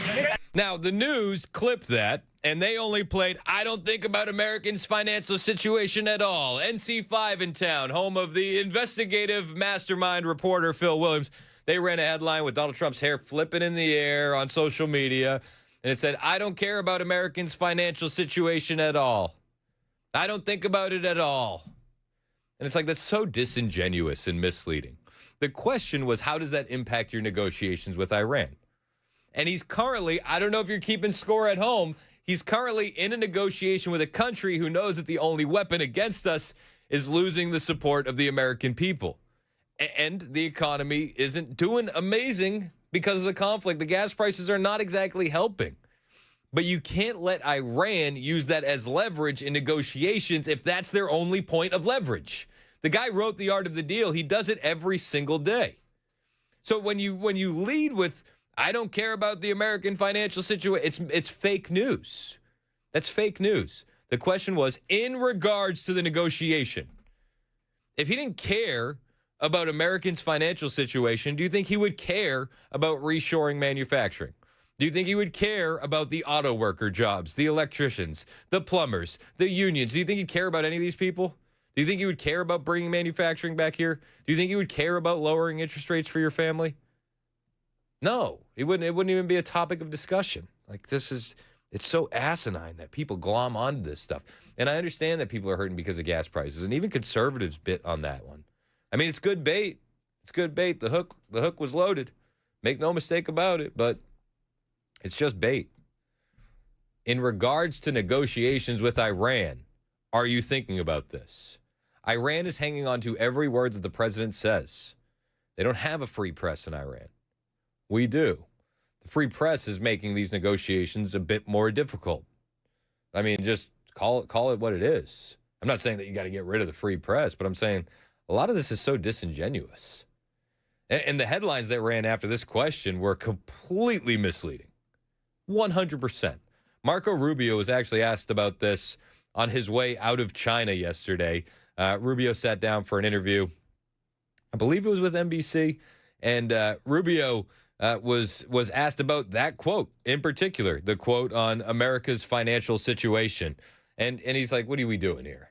Like, honestly, this is NBC, fake news, and this is what they're choosing to use their time with Secretary of State Rubio on. Did he make a mistake when he told a reporter that America's financial situation isn't playing, quote, even a little bit of a role in his motivations to make a deal with Iran? No, I think what the president is claiming is that Iran's not going to use that as leverage against Doesn't that sound out of touch, though? I mean, Americans are spending so much for gas. Because I think what the president is making clear is that we're not going to let Iran use that as leverage. Think about what the Iranians are thinking. The Iranians, and they watch this. Remember, there's no free press. There is no you in Iran, right? There is no press in Iran that can criticize the regime or say, create any pressure on them. And I think what the president's making clear is if the Iranians think that they are going to, use our domestic politics to pressure him into a bad deal, that's not going to happen. We've taken extraordinary measures to keep gas prices lower than they are in some other parts of the world, and they will go down. Those straits will be open, and we will see those prices go down. And actually, I think you're going to see a dramatic reduction in oil over time because all of that pent-up oil that's being held hostage by Iran, once that reaches the marketplace, it'll have a very positive impact. But I would also say there's a price attached to a nuclear Iran. If Iran ever acquires a nuclear weapon, they will immediately, what would stop them from controlling the straits then? And then forget about it being a 3-month or a 6-month problem. It could be a permanent one. It's Marco Rubio. I mean, this, again, I got 4326 texted in. You're welcome to call in and have a conversation with me. Said, how is that fake news? The words came out of the president's mouth. It's the way they framed it. It's like the bloodbath quote. Oh, if Kamala Harris gets elected, if Biden gets elected, it's going to be a bloodbath for the auto industry. Oh, my gosh, the president said, if Joe Biden gets elected, it's going to be a bloodbath. He's calling for violence. It's like, yeah, the words came out of his mouth, but you understand how framing works, right? The framing is disingenuous. The question was regarding Iranian negotiations. And as Rubio just put it, as I put it last week when this quote, or earlier this week when this quote first popped up, I'm not even a huge fan of the Iran war. And I look at this and I'm like, what are you doing? Like, this is bovine scatology at its finest. In regards to the negotiation, are you going to let domestic American politics influence you into making a bad deal? What do you think he's going to say? How do you think he should be negotiating? Do you think he should be negotiating from a position of weakness? Or do you think he should be negotiating from a position of strength? Honestly. Said, man, you don't make no sense. Call in. Call in 4326. The phone lines are wide open for you. We can have this conversation on air. And I know I might be speaking a little too fast for you to understand that you can't go into negotiations from a position of weakness, but I'm happy to walk you through it, and we can go step by step by step. In regards to the negotiations, do you think about Americans' financial situation? Not at all. Why would he? The negotiations are about the nuclear weapons, the nuclear dust, the Strait of Hormuz. Do you want the president to make a bad deal? Do you want to be back in this conflict in 5 years, 4 years, 3 years, 2 years? I mean, let's just get through it as quickly as we can and let's negotiate a good deal. We're not going to negotiate a good deal for negotiating from weakness. I'll play the clip again. Listen to the question. Listen to the question as well as the answer. When you're negotiating with Iran, Mr. President, to what extent are Americans' financial situations motivating you to make a deal? The question isn't, do you care about Americans' financial situation? That's not the question. The question isn't, are you empathetic for Americans that are paying more at the pump? The question isn't, are you worried that American families are losing their hard-earned dollars to gas prices? The question was, in regards to the negotiations, are you letting this impact? Are you thinking about this? I mean, again, one more time, listen to the question. You're telling me I don't make no sense. Listen to the question. Financial situations motivating you to make a deal. Hold on, let me back it up a little bit. I want to make sure you get the whole thing. You're negotiating with Iran, Mr. President. To what extent are Americans' financial situations motivating To what extent are Americans' financial situation motivating you to make a deal? Not even a little bit. The only thing that matters when I'm talking about Iran, they can't have a nuclear weapon. I don't think about Americans' financial situation. I don't think about anybody. I think about one thing. We cannot let Iran have a nuclear weapon. Now, you can be mad. You can be salty. I get it. I get it if the pocketbook's getting tighter. I do. And I'm empathetic to that. Trust me. It's frustrating as all get out. I mentioned earlier this morning, and I'm not trying to equate my problems with some people who have it much worse than me, but like, we bought some plane tickets. We got to go see my niece graduate, and it was $1,200 on Spirit for a family of 6. And I spent $4,000 last night rebooking those tickets after Spirit went out of business. Like, you don't think that I'm not a little frustrated with the price of oil? You don't think I'm a little frustrated that I'm paying for that? I went to fill up my wife's gas tank the other day. $40 used to fill it. $40 was a half tank. You don't think that that's not a bit infuriating to everyday Americans? That I don't see exactly what you're seeing. I'm on the ground level. I'm not rich by any stretch of the imagination. I'm not poor, thank God. But I mean, let's be honest. Everybody's feeling it. But to frame this question that like the president doesn't care about our financial situation, it's bovine scatology. Does it impact your negotiations, Mr. President? No. Not going in there and negotiating from a position of weakness. I don't know. I wish that I could talk to you in person, but apparently you're too afraid to call in. U-Haul Brian isn't afraid to call in. What's up, Brian? How are you? I'm scared to call in. It's your favorite Gentile, bro. Goyim lives matter. What's up? That dude that calls in and says your favorite Hebrew. I love that dude. Yeah, he's great. Dave. Shout out to Dave. Yeah, shout out, Dave. Happy Friday. I just didn't. I heard you say things about your little tick, and that's been the latest discussion too on fuel prices, and so are we. I just filled up my car just 10 minutes ago at $3.77 a gallon. Now, $3.78 because that 0.9 matters. So, what levers does he have to alleviate that until this is over? This is not a war. Come on with that. That's not a war. We kicked their ass and it's pretty much over. And he could do worse damage now. He's being Christian about this, and that is he's giving them a break. He's saying, "Come on, talk to us. Come to the next." Just like you did with that ding dong that's texted you, and I don't know their name because they just give a number, but that they won't call in, but they'll get behind a keyboard and be tough guy. Yep. He's given the Iranian regime, if that's what you want to call it. I don't even think that's right. It's like calling Biden president. I never did that because he wasn't. He was the resident. Cheater. Yeah, barely. Should have been in memory care the whole time. I just don't get it that people can take things. They purposely take them out of context. They know what he said. Most people can read and write and listen and discern. But I don't know what levers he has right now with the oil. If this is a crisis, it's like, I think somebody said this in one of your shows, and I have said it forever. We shouldn't have did all we did in Iraq for as long as we did in Iraq. We should have just took it and took the oil, and then we distribute it how we see fit fairly into the world market. I don't get when you say that.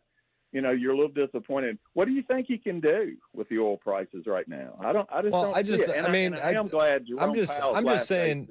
I think that every American doesn't like paying more for gas, and I think that right. If you're going to ding them on anything, I think that it's fair to ding them on gas prices if you didn't support getting into the conflict. I don't think that's out of bounds. Is essentially what I'm saying. I mean, things that he could do, they've floated, President Trump has floated and congressional lawmakers have floated a federal gas tax suspension. But I mean, that wouldn't even lower it too much. It would be modest relief at best. Yeah, exactly.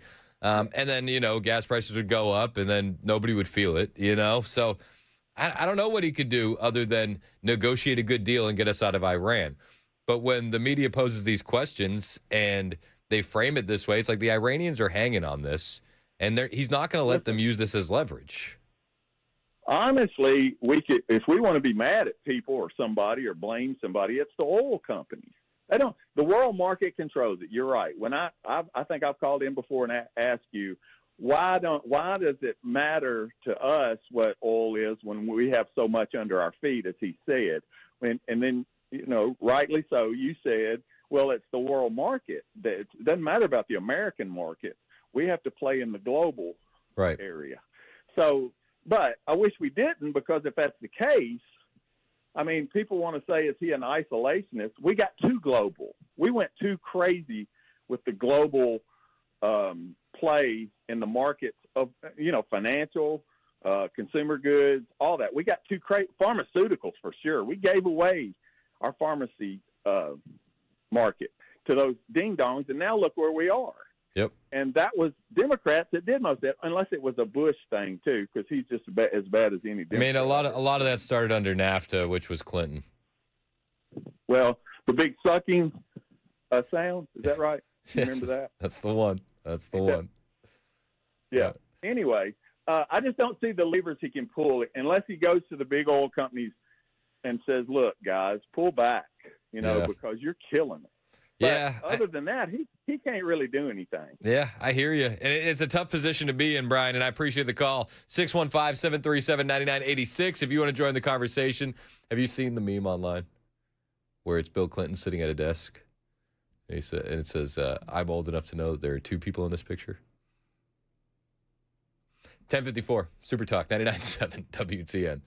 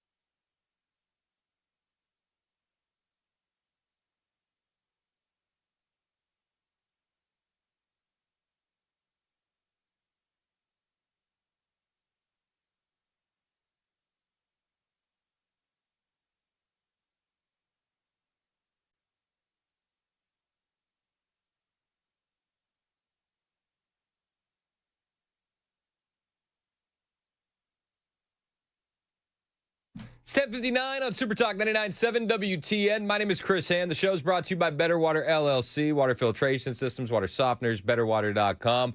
I haven't really played any of this audio from J.D. Vance in Maine yesterday. He was campaigning hard for a Republican candidate out there. And I haven't played any of this audio from Donald Trump sitting down with Sean Hannity. So we'll get to some of that on the way. Plus, we can turn this last segment before the lightning round into a bit of an agenda-free Friday. If there's anything that you've wanted to talk about this week that you haven't had a chance to talk about that you want to weigh in on, random, rapid fire, whatever topic you might want to have a conversation about, call me, 615-737-9986. It's 11 o'clock. This is Super Talk 99.7 WTN.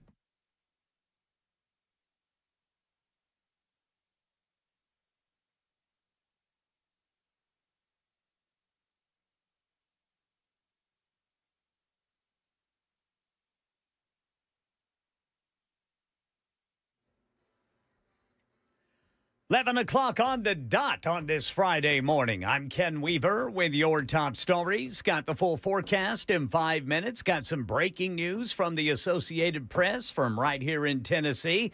Looks like Steve Cohen, the Democrat incumbent congressman for Tennessee's 9th District, has ended his bid for re-election now that that district has been redrawn.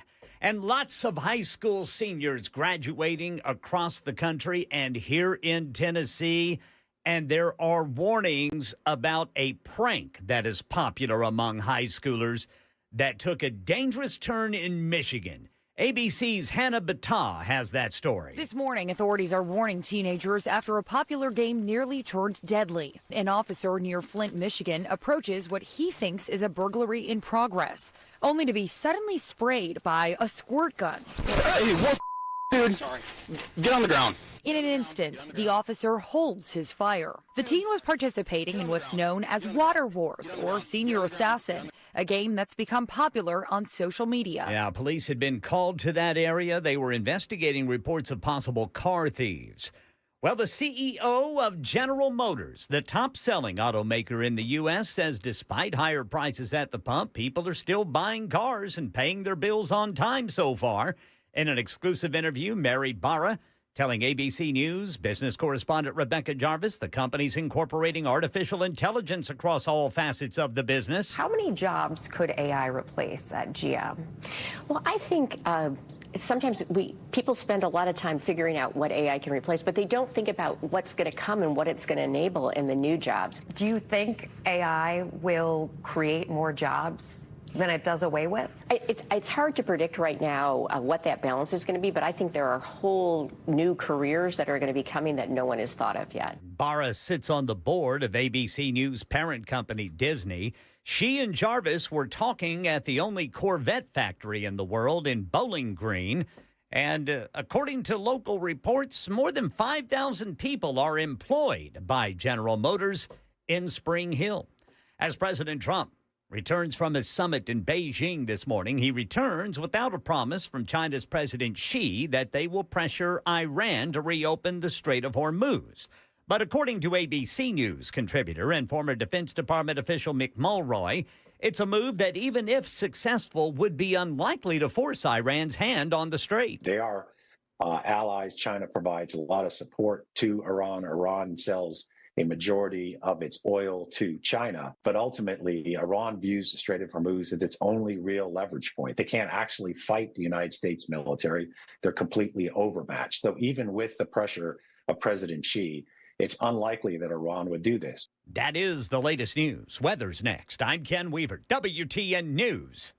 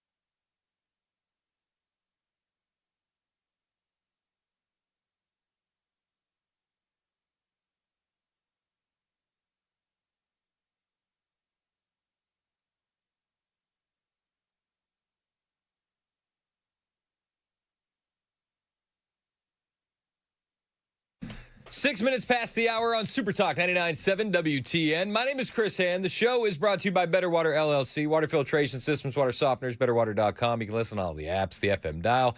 You can watch us as well. We're on YouTube and Rumble. Hit like, hit subscribe, share the show with your friends. And we'll keep growing the radio station on the digital platforms for you. It's the future.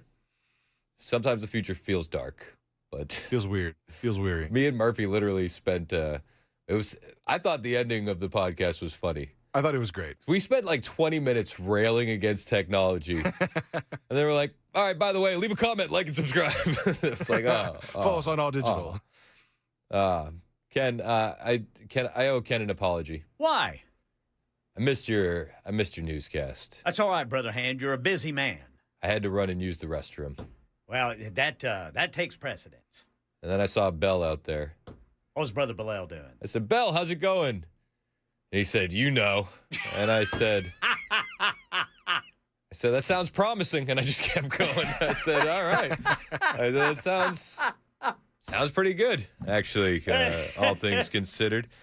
So I don't know if you covered this. Knowing how award-winning of a newsman you are, you did. But I think that there's maybe I would give myself a 13% chance of scooping you. Okay. Democrat Rep Steve Cohen is ending his campaign after the redraw of the Memphis district. I covered it. Yeah, that's why I knew 13. But that's about all I have, because right before the news, I got the alert on my phone. All right. Well, so Ken covered 13% of the headline. I'll bring the remaining 87%. I knew. I saw it and I was like, how old is this? And it was like literally like AP added up like 20 minutes ago. I was like, oh, that son of a bitch. Son of a biscuit eater. Sorry, I shouldn't have said that. Dump me. I said, oh, that son of a B. I knew he was going to scoop me. I knew it. I knew it. Whoa there. I knew it. Nope. Democrat Rep Steve Cohen of Tennessee on Friday announced that he is ending his bid for re-election. His career upended by the redistricting battles that are sweeping the country after last month's Supreme Court decision. Earlier this month, Republicans in Tennessee enacted a new U.S. House map that carves up Cohen's majority black district, reshaping it to the GOP's advantage as part of Donald Trump's strategy to hold on to a slim majority in the November midterm elections. Yep. Unfortunately, the most racist thing ever has transpired. The old white man will no longer be able to represent the black majority district.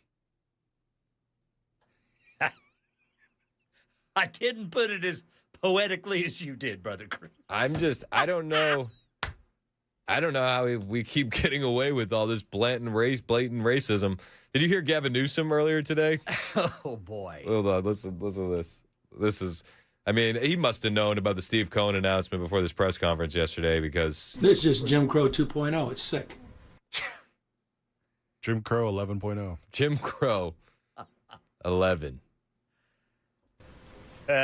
Stone cold racism in a scale I never thought I'd see in my lifetime. Never have seen in my lifetime. It's all happening. Bring us back to a pre-1960s world. It's jaw-dropping what's happening. It was jaw-dropping what Governor Landry did. He suspended a primary election where tens of thousands of people had already voted. Why? To redistrict 2 districts to eliminate black representation.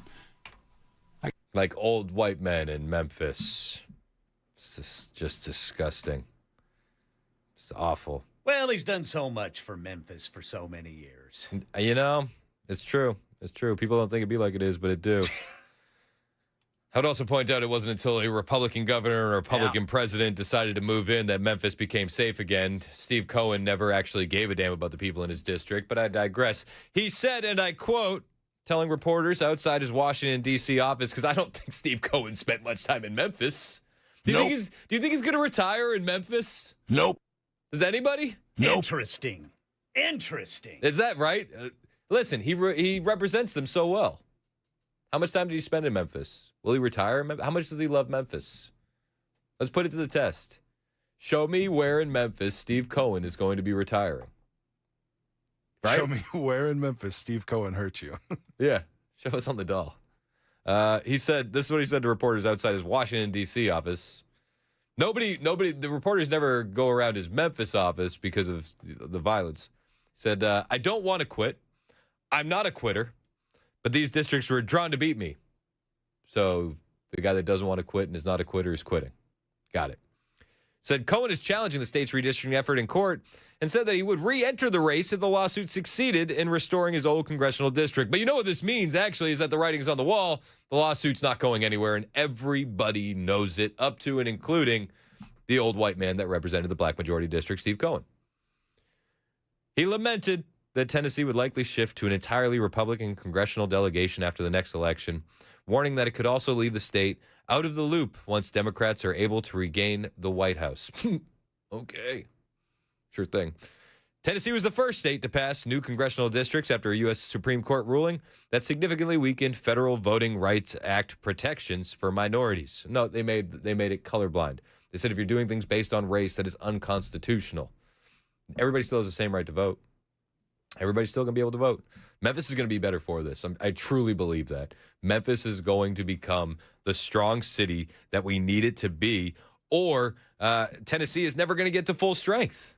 It's just not. We can't be the best state in the union if we don't have Memphis at full strength. And Steve Cohen was never going to get us there. Matt Murphy texted me. He said, reaction to the news, I want to be the first to ask the question. Oh, you ready? He wants to be the first to ask this question. Why did you text it to me?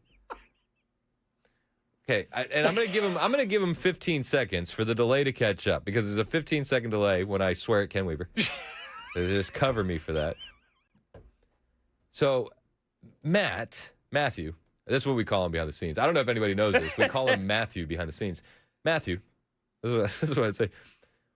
Why is it that you would text me the question that you want to be the first to ask while I'm in the middle of a radio segment? So, you know what? I'll ignore the question that Matt Murphy sent me, and I'm gonna ask a different question. And I'm going to be the first to ask this question that Matt Murphy didn't send me. Matt Murphy had nothing to do with this question coming up. Matt Murphy had nothing to do with this question. Matt, don't worry. I'll ask a completely different question. What Democrat big donor paid Cohen to get out of the race to pave the way for Justin Pearson to be their nominee? Completely unrelated to the question that Matt Murphy sent me. Unrelated, not read from a phone. But a relevant question nonetheless. Straight to the point. It's a good question. It's a good question, Chris. That I came up with. Off the dome. Off the top.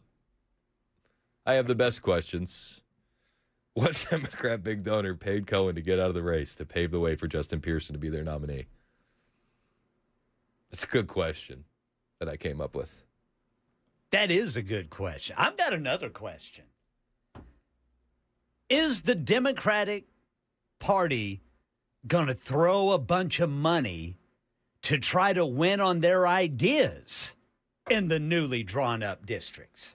What ideas do you speak of? Are you talking about packing the Supreme Court, making D.C. and Puerto Rico a state, amnestying 30 million illegal aliens, pushing the LGBTQIA agenda in our public schools, the transing of minors? Are you talking about what ideas are going to be a winning recipe in that district? Well, and that's the question. Like, so are you just going to give up and start throwing more temper tantrums, or are you actually going to try to do something? But if you're that you think the people of the 9th District deserve. If the theory behind my question is true, that a Democrat donor is paying Steve Cohen to get out of the race, right? Mm-hmm. Then Justin Pearson isn't going to be the guy that's going to push moderate ideas to get reelected. I think you could make the argument that your best chance in that situation would have been Steve Cohen. Yeah. I think Justin Pearson was confident he was going to win just purely based on his race. Diversity checkboxes. Old white man versus young black man. Because you're right.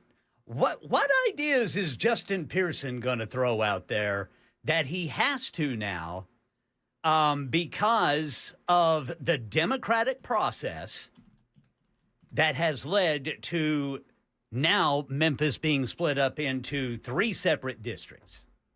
I mean, we could probably guess some of the ideas. Donald Trump is a racist, the most racist. He's an evil human being. I mean, but I don't think that has anything to do with policy. Right. But this is going to be, these are going to be the ideas that he pushes, and it's not going to get him over the finish line. I mean, because it's just regurgitated talking points that we've heard over and over and over again. And plus, Brother Chris, was that even even without the redistricting, was that still going to give them the victory? Or has the Memphis task force made a big enough impact that people down there are actually rethinking? I think the Memphis task force made a massive impact, but I think it would have led to Steve Cohen still getting the nomination if it was the district that it was before. Yeah. So, and when I did a show on Fox 17, Nashville in Focus, it runs like Sunday mornings at like 4 a.m. Mm-hmm. So, but it's just like local politicos that come in, and they usually have 2 conservatives and 2 liberals. And I brought up the diversity check boxes to 2 black Democrats in the state, because we were all in the green room. We're just talking. I mean, nice enough people. Like, don't get me wrong. Sure. Like, they're just fine people. We completely disagree on so many things politically. But when you just chop it up in the green room, like that, yeah, we can have a conversation and be cool and be chill. And I brought up, I was like, Pearson's going to walk into that thing because you got an old white man and he hits all the diversity check boxes. And 2 black Democrat strategists said to me, nobody respects Pearson. Everybody hates Pearson. There's no way the Democrat Party in Memphis gets behind him. Interesting. I know. Well, it's because he says things like this. Exactly.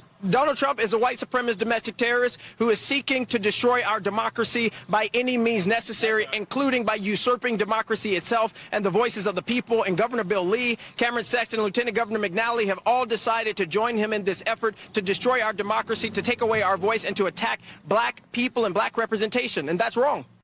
Hell of a campaign ad. And it didn't work in 24. No. It never works. I mean, it's because they've all devalued these terms so much. I mean, I think the only new term that I heard there was domestic terrorist. I thought that's fresh. Exactly. Donald Trump is a white supremacist domestic terrorist. Okay. Yeah, you're right. I think that's new. I think outside of that, I mean, yeah. Charles in Nashville wants to weigh in on redistricting. What's up, Charles? How are you? I lost about 20 grand on the Trump meme cost. This is our seminar caller. You want to know what? You want to know what happened yesterday?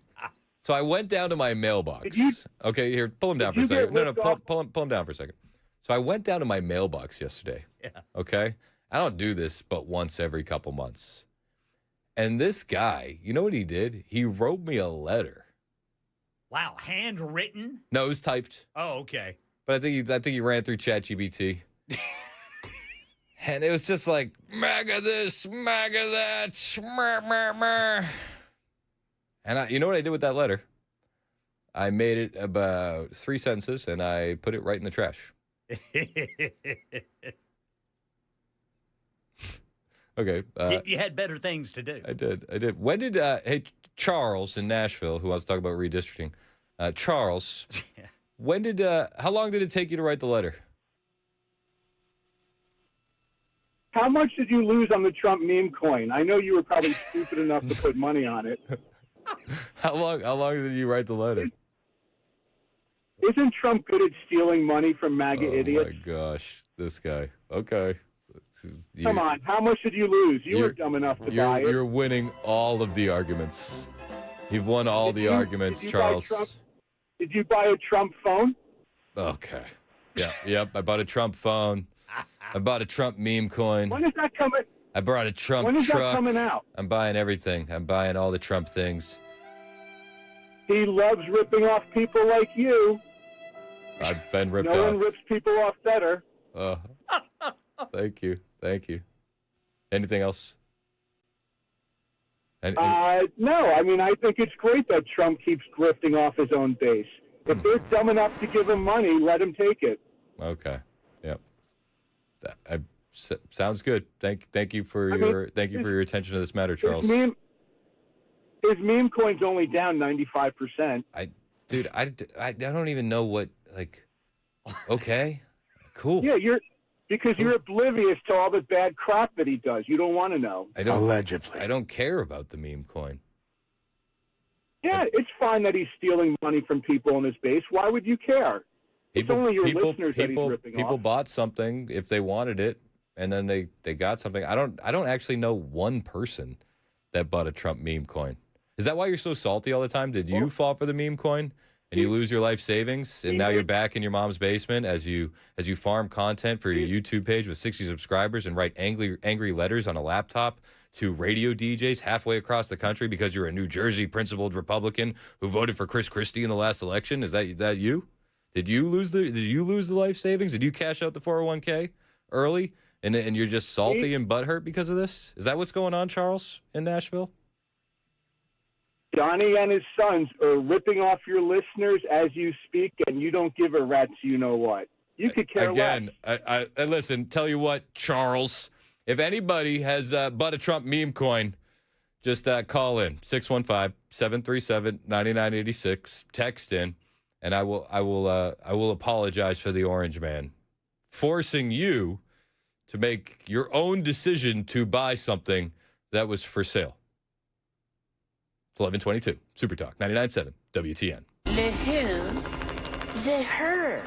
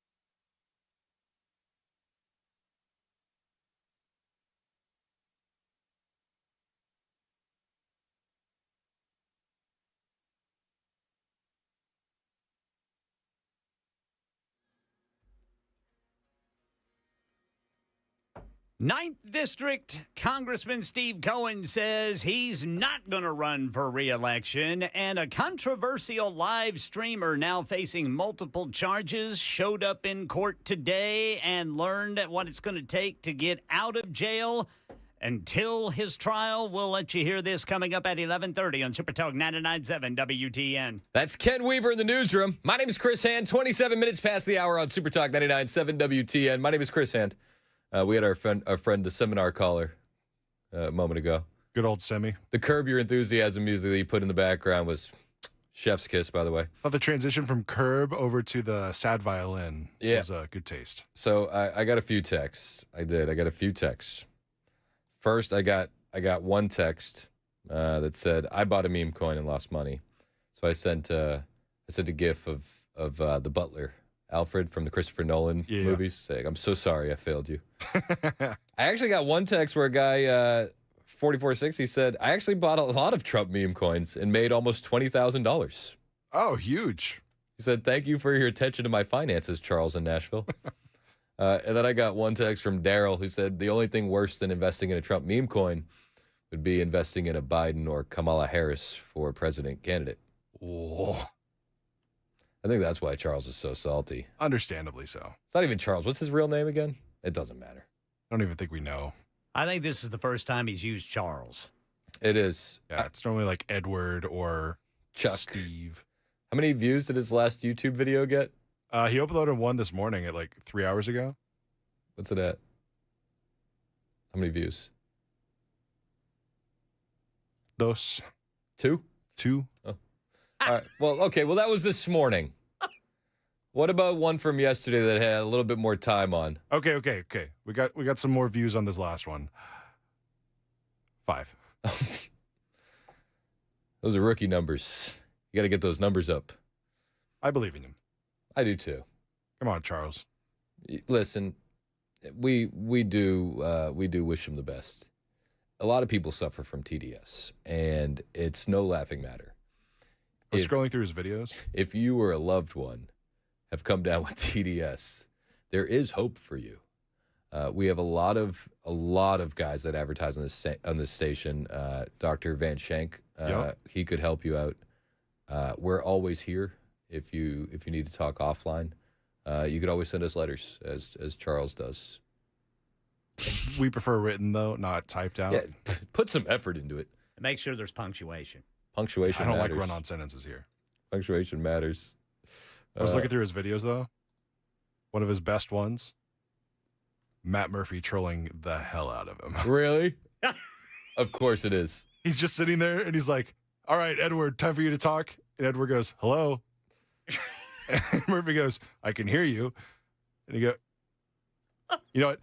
Pay attention to after the news. I'll play the clip at the beginning." All right. Before we get into the lightning round, will you play that clip? I'll play it. All right. It's 11:30. Super Talk 99.7 WTN.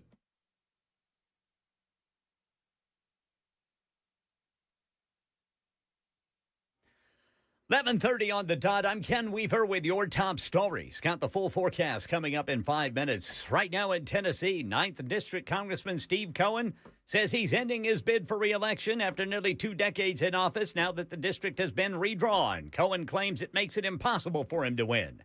Memphis now split into 3 districts. Cohen says he could reconsider if a court challenge restores his old district.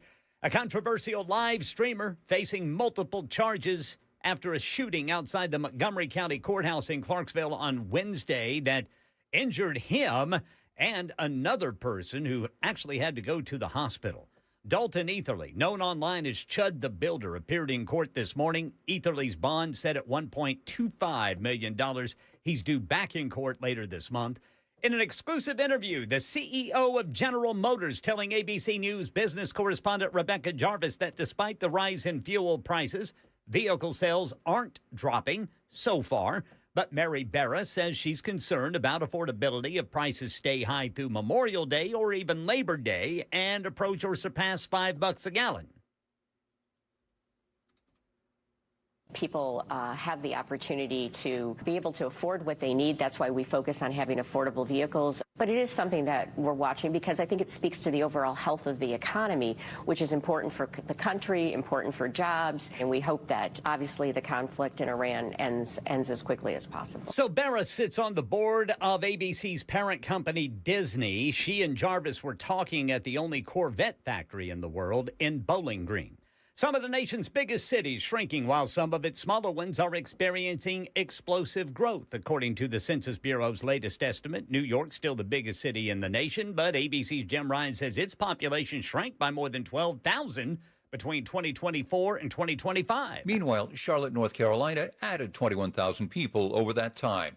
And the fastest growing city in the nation for the second year in a row. Our small town's not so small anymore. Michaela Everson runs a bakery in the Dallas suburb of Salina. And while constant growth has its drawbacks, Now that I have a business hat to put on, that makes me really happy. Salina grew by nearly 25% in the Census Bureau's latest count. Jim Ryan, ABC News, Dallas. Now, the Tennessean says that Nashville grew by more than 17,000 people during that period. And that's the latest news. Weather is next. I'm Ken Weaver, WTN News.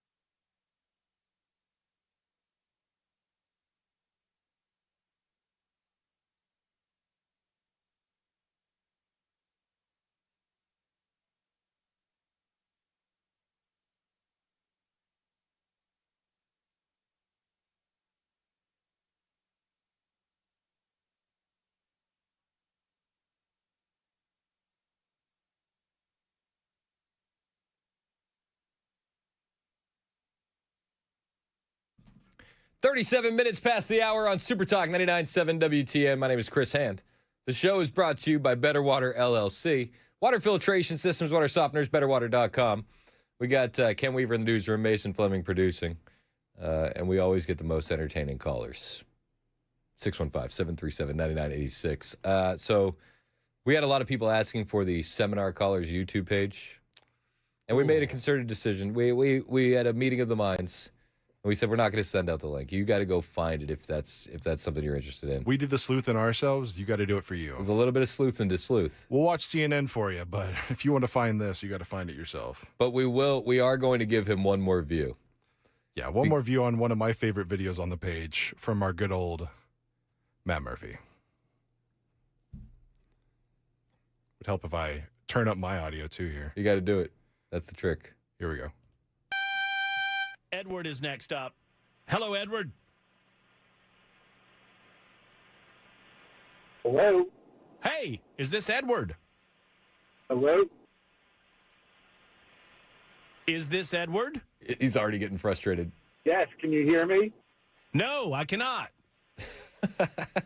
I can hear you. Well, I can't hear you. Well, I'll talk anyway. Okay, Why are you okay, so down on me? Good. You talk too. Why are you so down on... Yeah, can you hear me? I cannot. I can't hear anything you're saying. I don't understand. Why can't you hear me? I can't hear. How would I answer the question if I can't hear you, Edward? How? Are you pretending you can't hear me? The question is moronic. If I can't hear you, I won't be able to answer it. Something tells me you can hear me. You just don't want to take the question. Edward, you have successfully navigated my annoyance because I think you're funny. Is that it?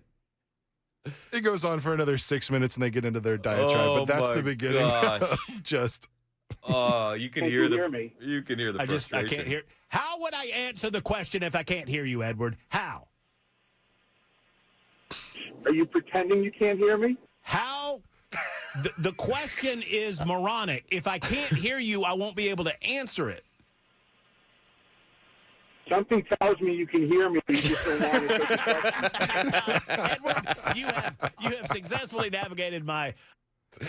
So good. I love Matt Murphy. So good. I really do. I really do. I came across that clip and I was like, I gotta share it. You with had everybody. to. It's so you good. had to.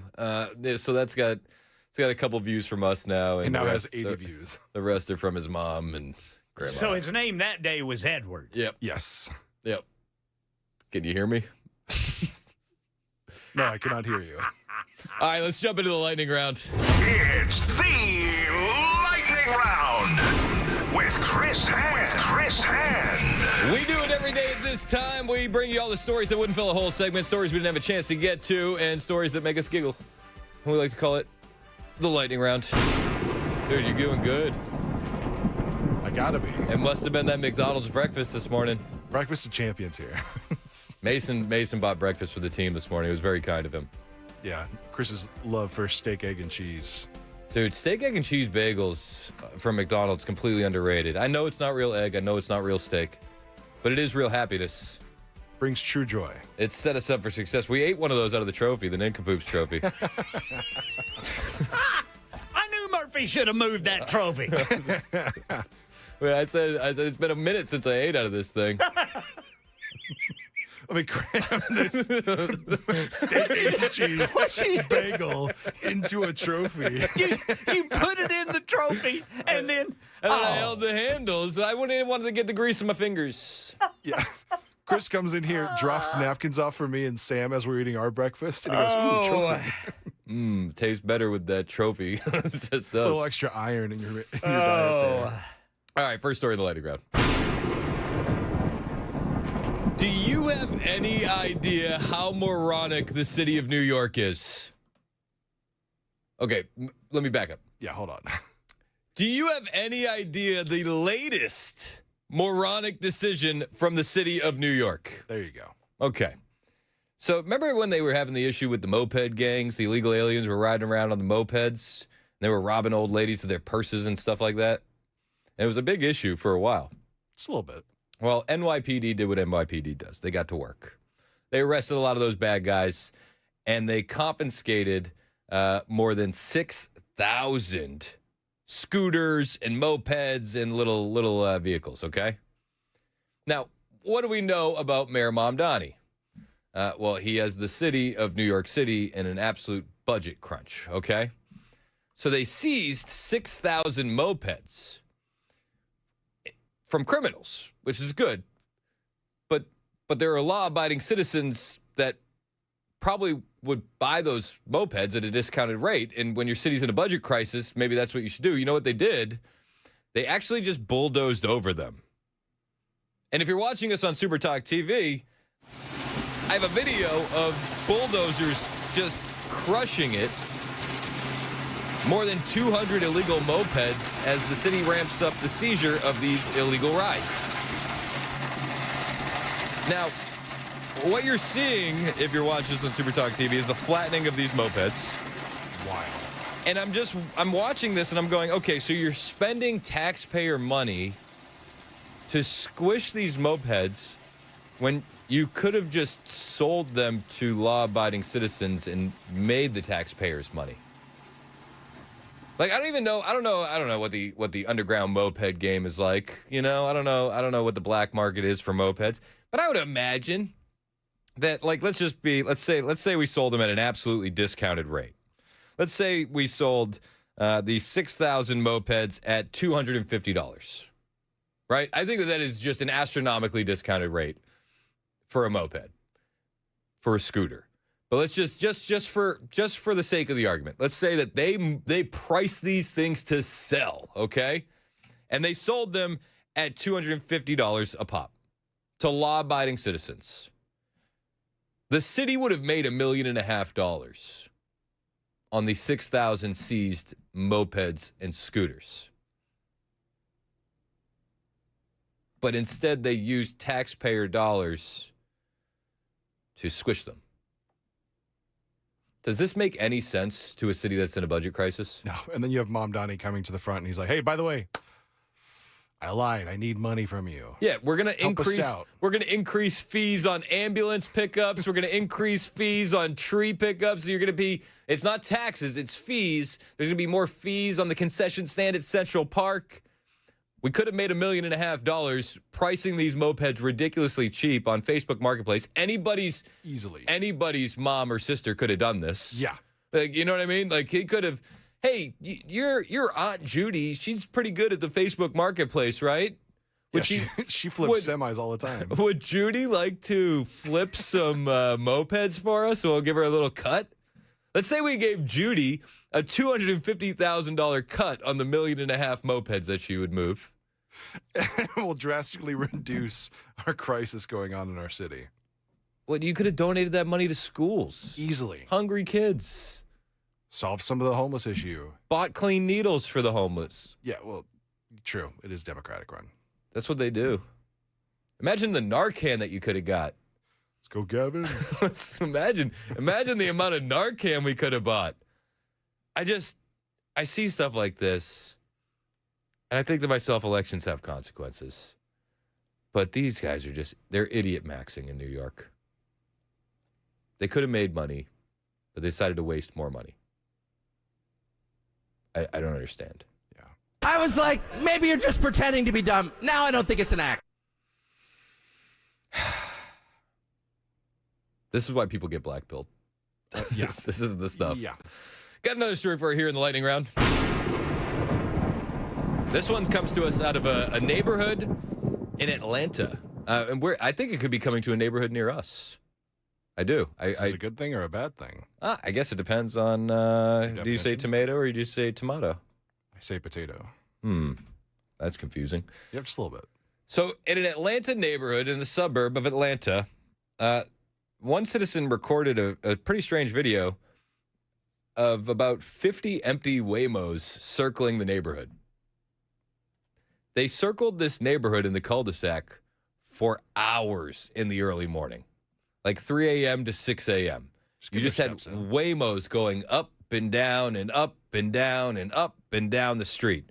If you're watching us on Super Talk TV, you're seeing a video of, again, 50 Waymo cabs doing just that. Waymo after Waymo after Waymo. And residents are saying that the Waymo traffic is getting Waymo worse. Sorry. This is Waymo out of hand than they thought it would get to. It's Waymo out of hand. Because they didn't know they were clogging the street, and it was because nobody was calling them for rides. And like this first for Waymo, this has to be pretty bad business management, wouldn't you think? Because you're just wasting all that gas. And who fills up a Waymo? Probably us in some way or another. They're not government funded. What am I talking about? So the Waymos are just driving around wasting gas. Yeah. And clogging up Atlanta neighborhoods. She's counting. 2. Are you kidding me?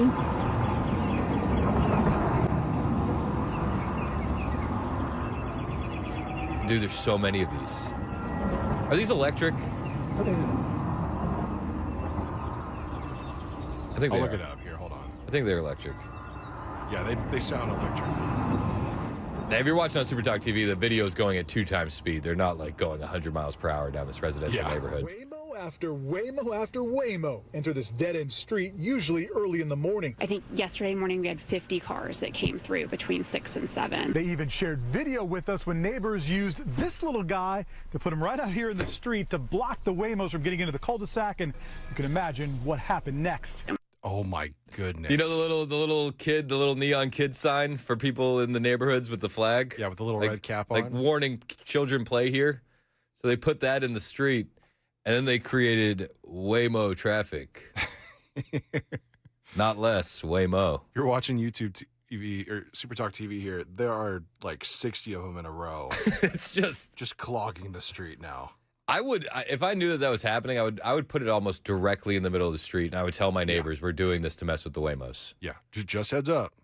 You can imagine what happened next. And we had at one point 8 Waymos that were stuck trying to figure out how to turn around. The Waymos are empty and not picking anyone up, and parents are worried, not only calling it excessive, but dangerous. We're families, we have small kids, we have animals and pets, we've got kids getting on the bus in the mornings, and it just doesn't feel safe to have that traffic. Neighbors reached out to Waymo and have not got a response. They've also contacted their council member, representatives, and GDOT, and don't know what to do. We would just like to see them stay on main traffic roads. I don't think there's any reason to be on small residential cul-de-sacs if they're not picking up somebody. Yeah, make them find a parking lot, right? Yeah, sit idly in a Walmart parking lot where nobody's taking them in the back or seat. It's so dumb. So dumb. Yeah, I looked it up. They all are electric. That's still a bunch of electricity that's being taken off the grid. Then they're going to go charge. Yeah. Probably because of coal. You know what I mean? Like, this is so clean and so great. This is awesome. Love it. We love that stuff. So good. People love coal. Should ask Murphy about that too. He's ridden in them a couple times. I've ridden in a Waymo. I rode in one in Phoenix. Yeah, I was about to say in Arizona. Yeah. I mean, it was interesting, a little terrifying, but I made it. And I've said this on the air before. I did. Spoiler alert. Did you survive? Spoiler alert. I made it. I lived. I think it's way less nerve-wracking in a city like Phoenix where everything's on a grid. You know, like when they designed that city, everything is like boxed.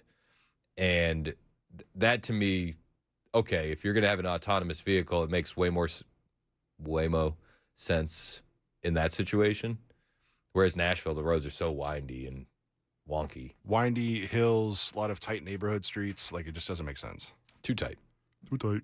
It's 11:51. That does it for the lightning round. This is Super Talk 99.7 WTN.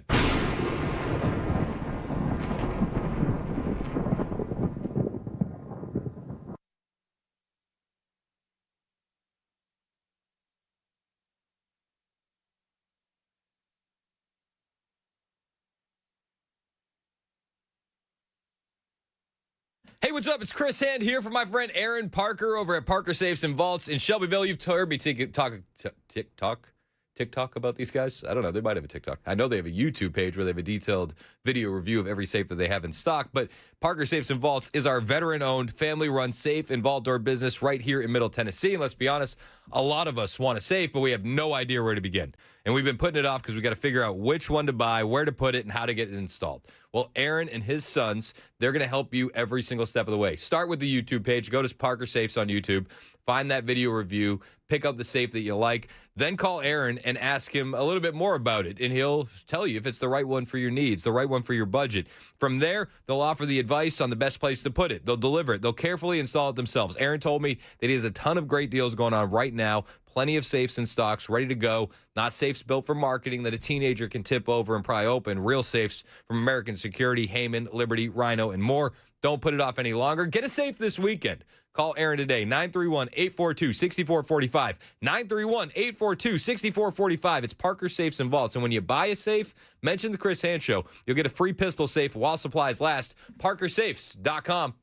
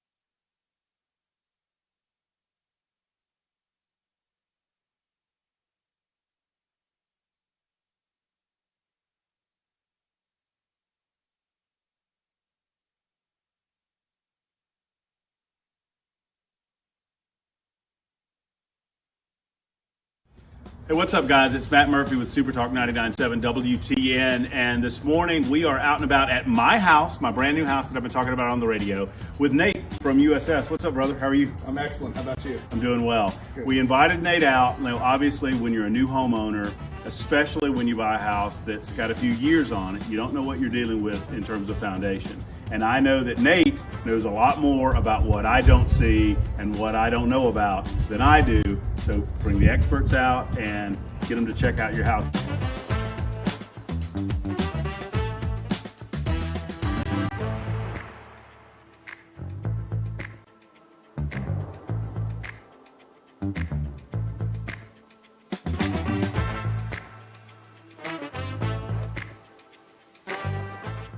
Hey guys, Matt Murphy again with Nate with USS, and Nate has just wrapped up kind of a look at the house. And Nate, what'd you find? Well, your house is in pretty good shape for the age of it. I had to look pretty hard to find. Okay. Your house being on a slope like it is here, I think we could do a lot of good by trying to terminate your downspouts a little further from the house there. Okay. Roof water is the killer of foundations, and so if we can just get it to a positive grade to drain away from your house, I think that's real cheap insurance. You want to kind of get it out and downhill. That's right. Yeah. That's So the idea. make sure that it doesn't come right back down towards the foundation walls, causing issues, settlement or leakage. Now, if folks are watching this video and they are like, we need to get Nate out to the house to do a look. I mean, it took, I watched you do it. It's, 30, 45 minutes, something like that. Yeah. To do a comprehensive kind of an examination around the house. And they just give you a call and schedule it? Yeah, absolutely. You can call our main phone number, or you can call reach USSTN.com and schedule right through the website there. Our girls in the call center will get back to you just about immediately, as long as it's during business hours. So this just makes a lot of sense, folks, for you guys to do an examination of your house like we've done, to check it out. I'm going to get those gutters done with Nate and his team at USS, and then we'll do a video and let you know how those look at the end of all of this. So thank you, guys. Hey, that'd be great. We appreciate you, brother. Matt, we appreciate you.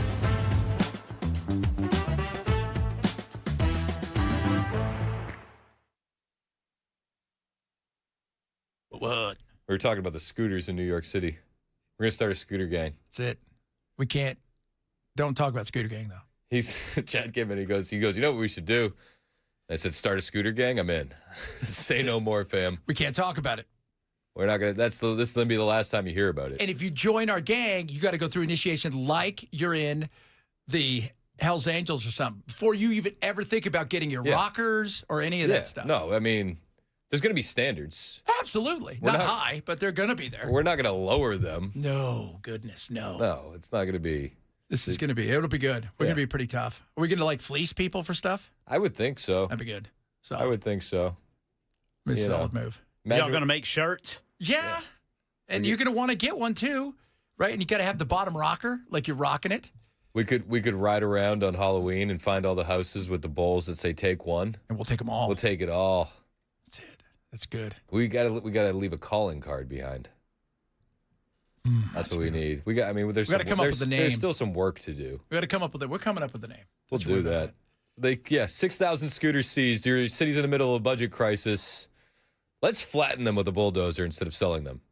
Was that a message being sent? Is that what they're trying to do? It's not like you're doing it in front of everybody. What are you, Heath Ledger as the Joker? It's not about the money. It's about the message. Yes. Okay. Like, okay, whatever. Bunch of goofballs. You were talking. It's like just ship them off to like a used moped guy in Ohio. Yeah. Or call another city and say, hey, we're selling these things. You guys want 100 of them? You can use them for your after-school programs, whatever it is.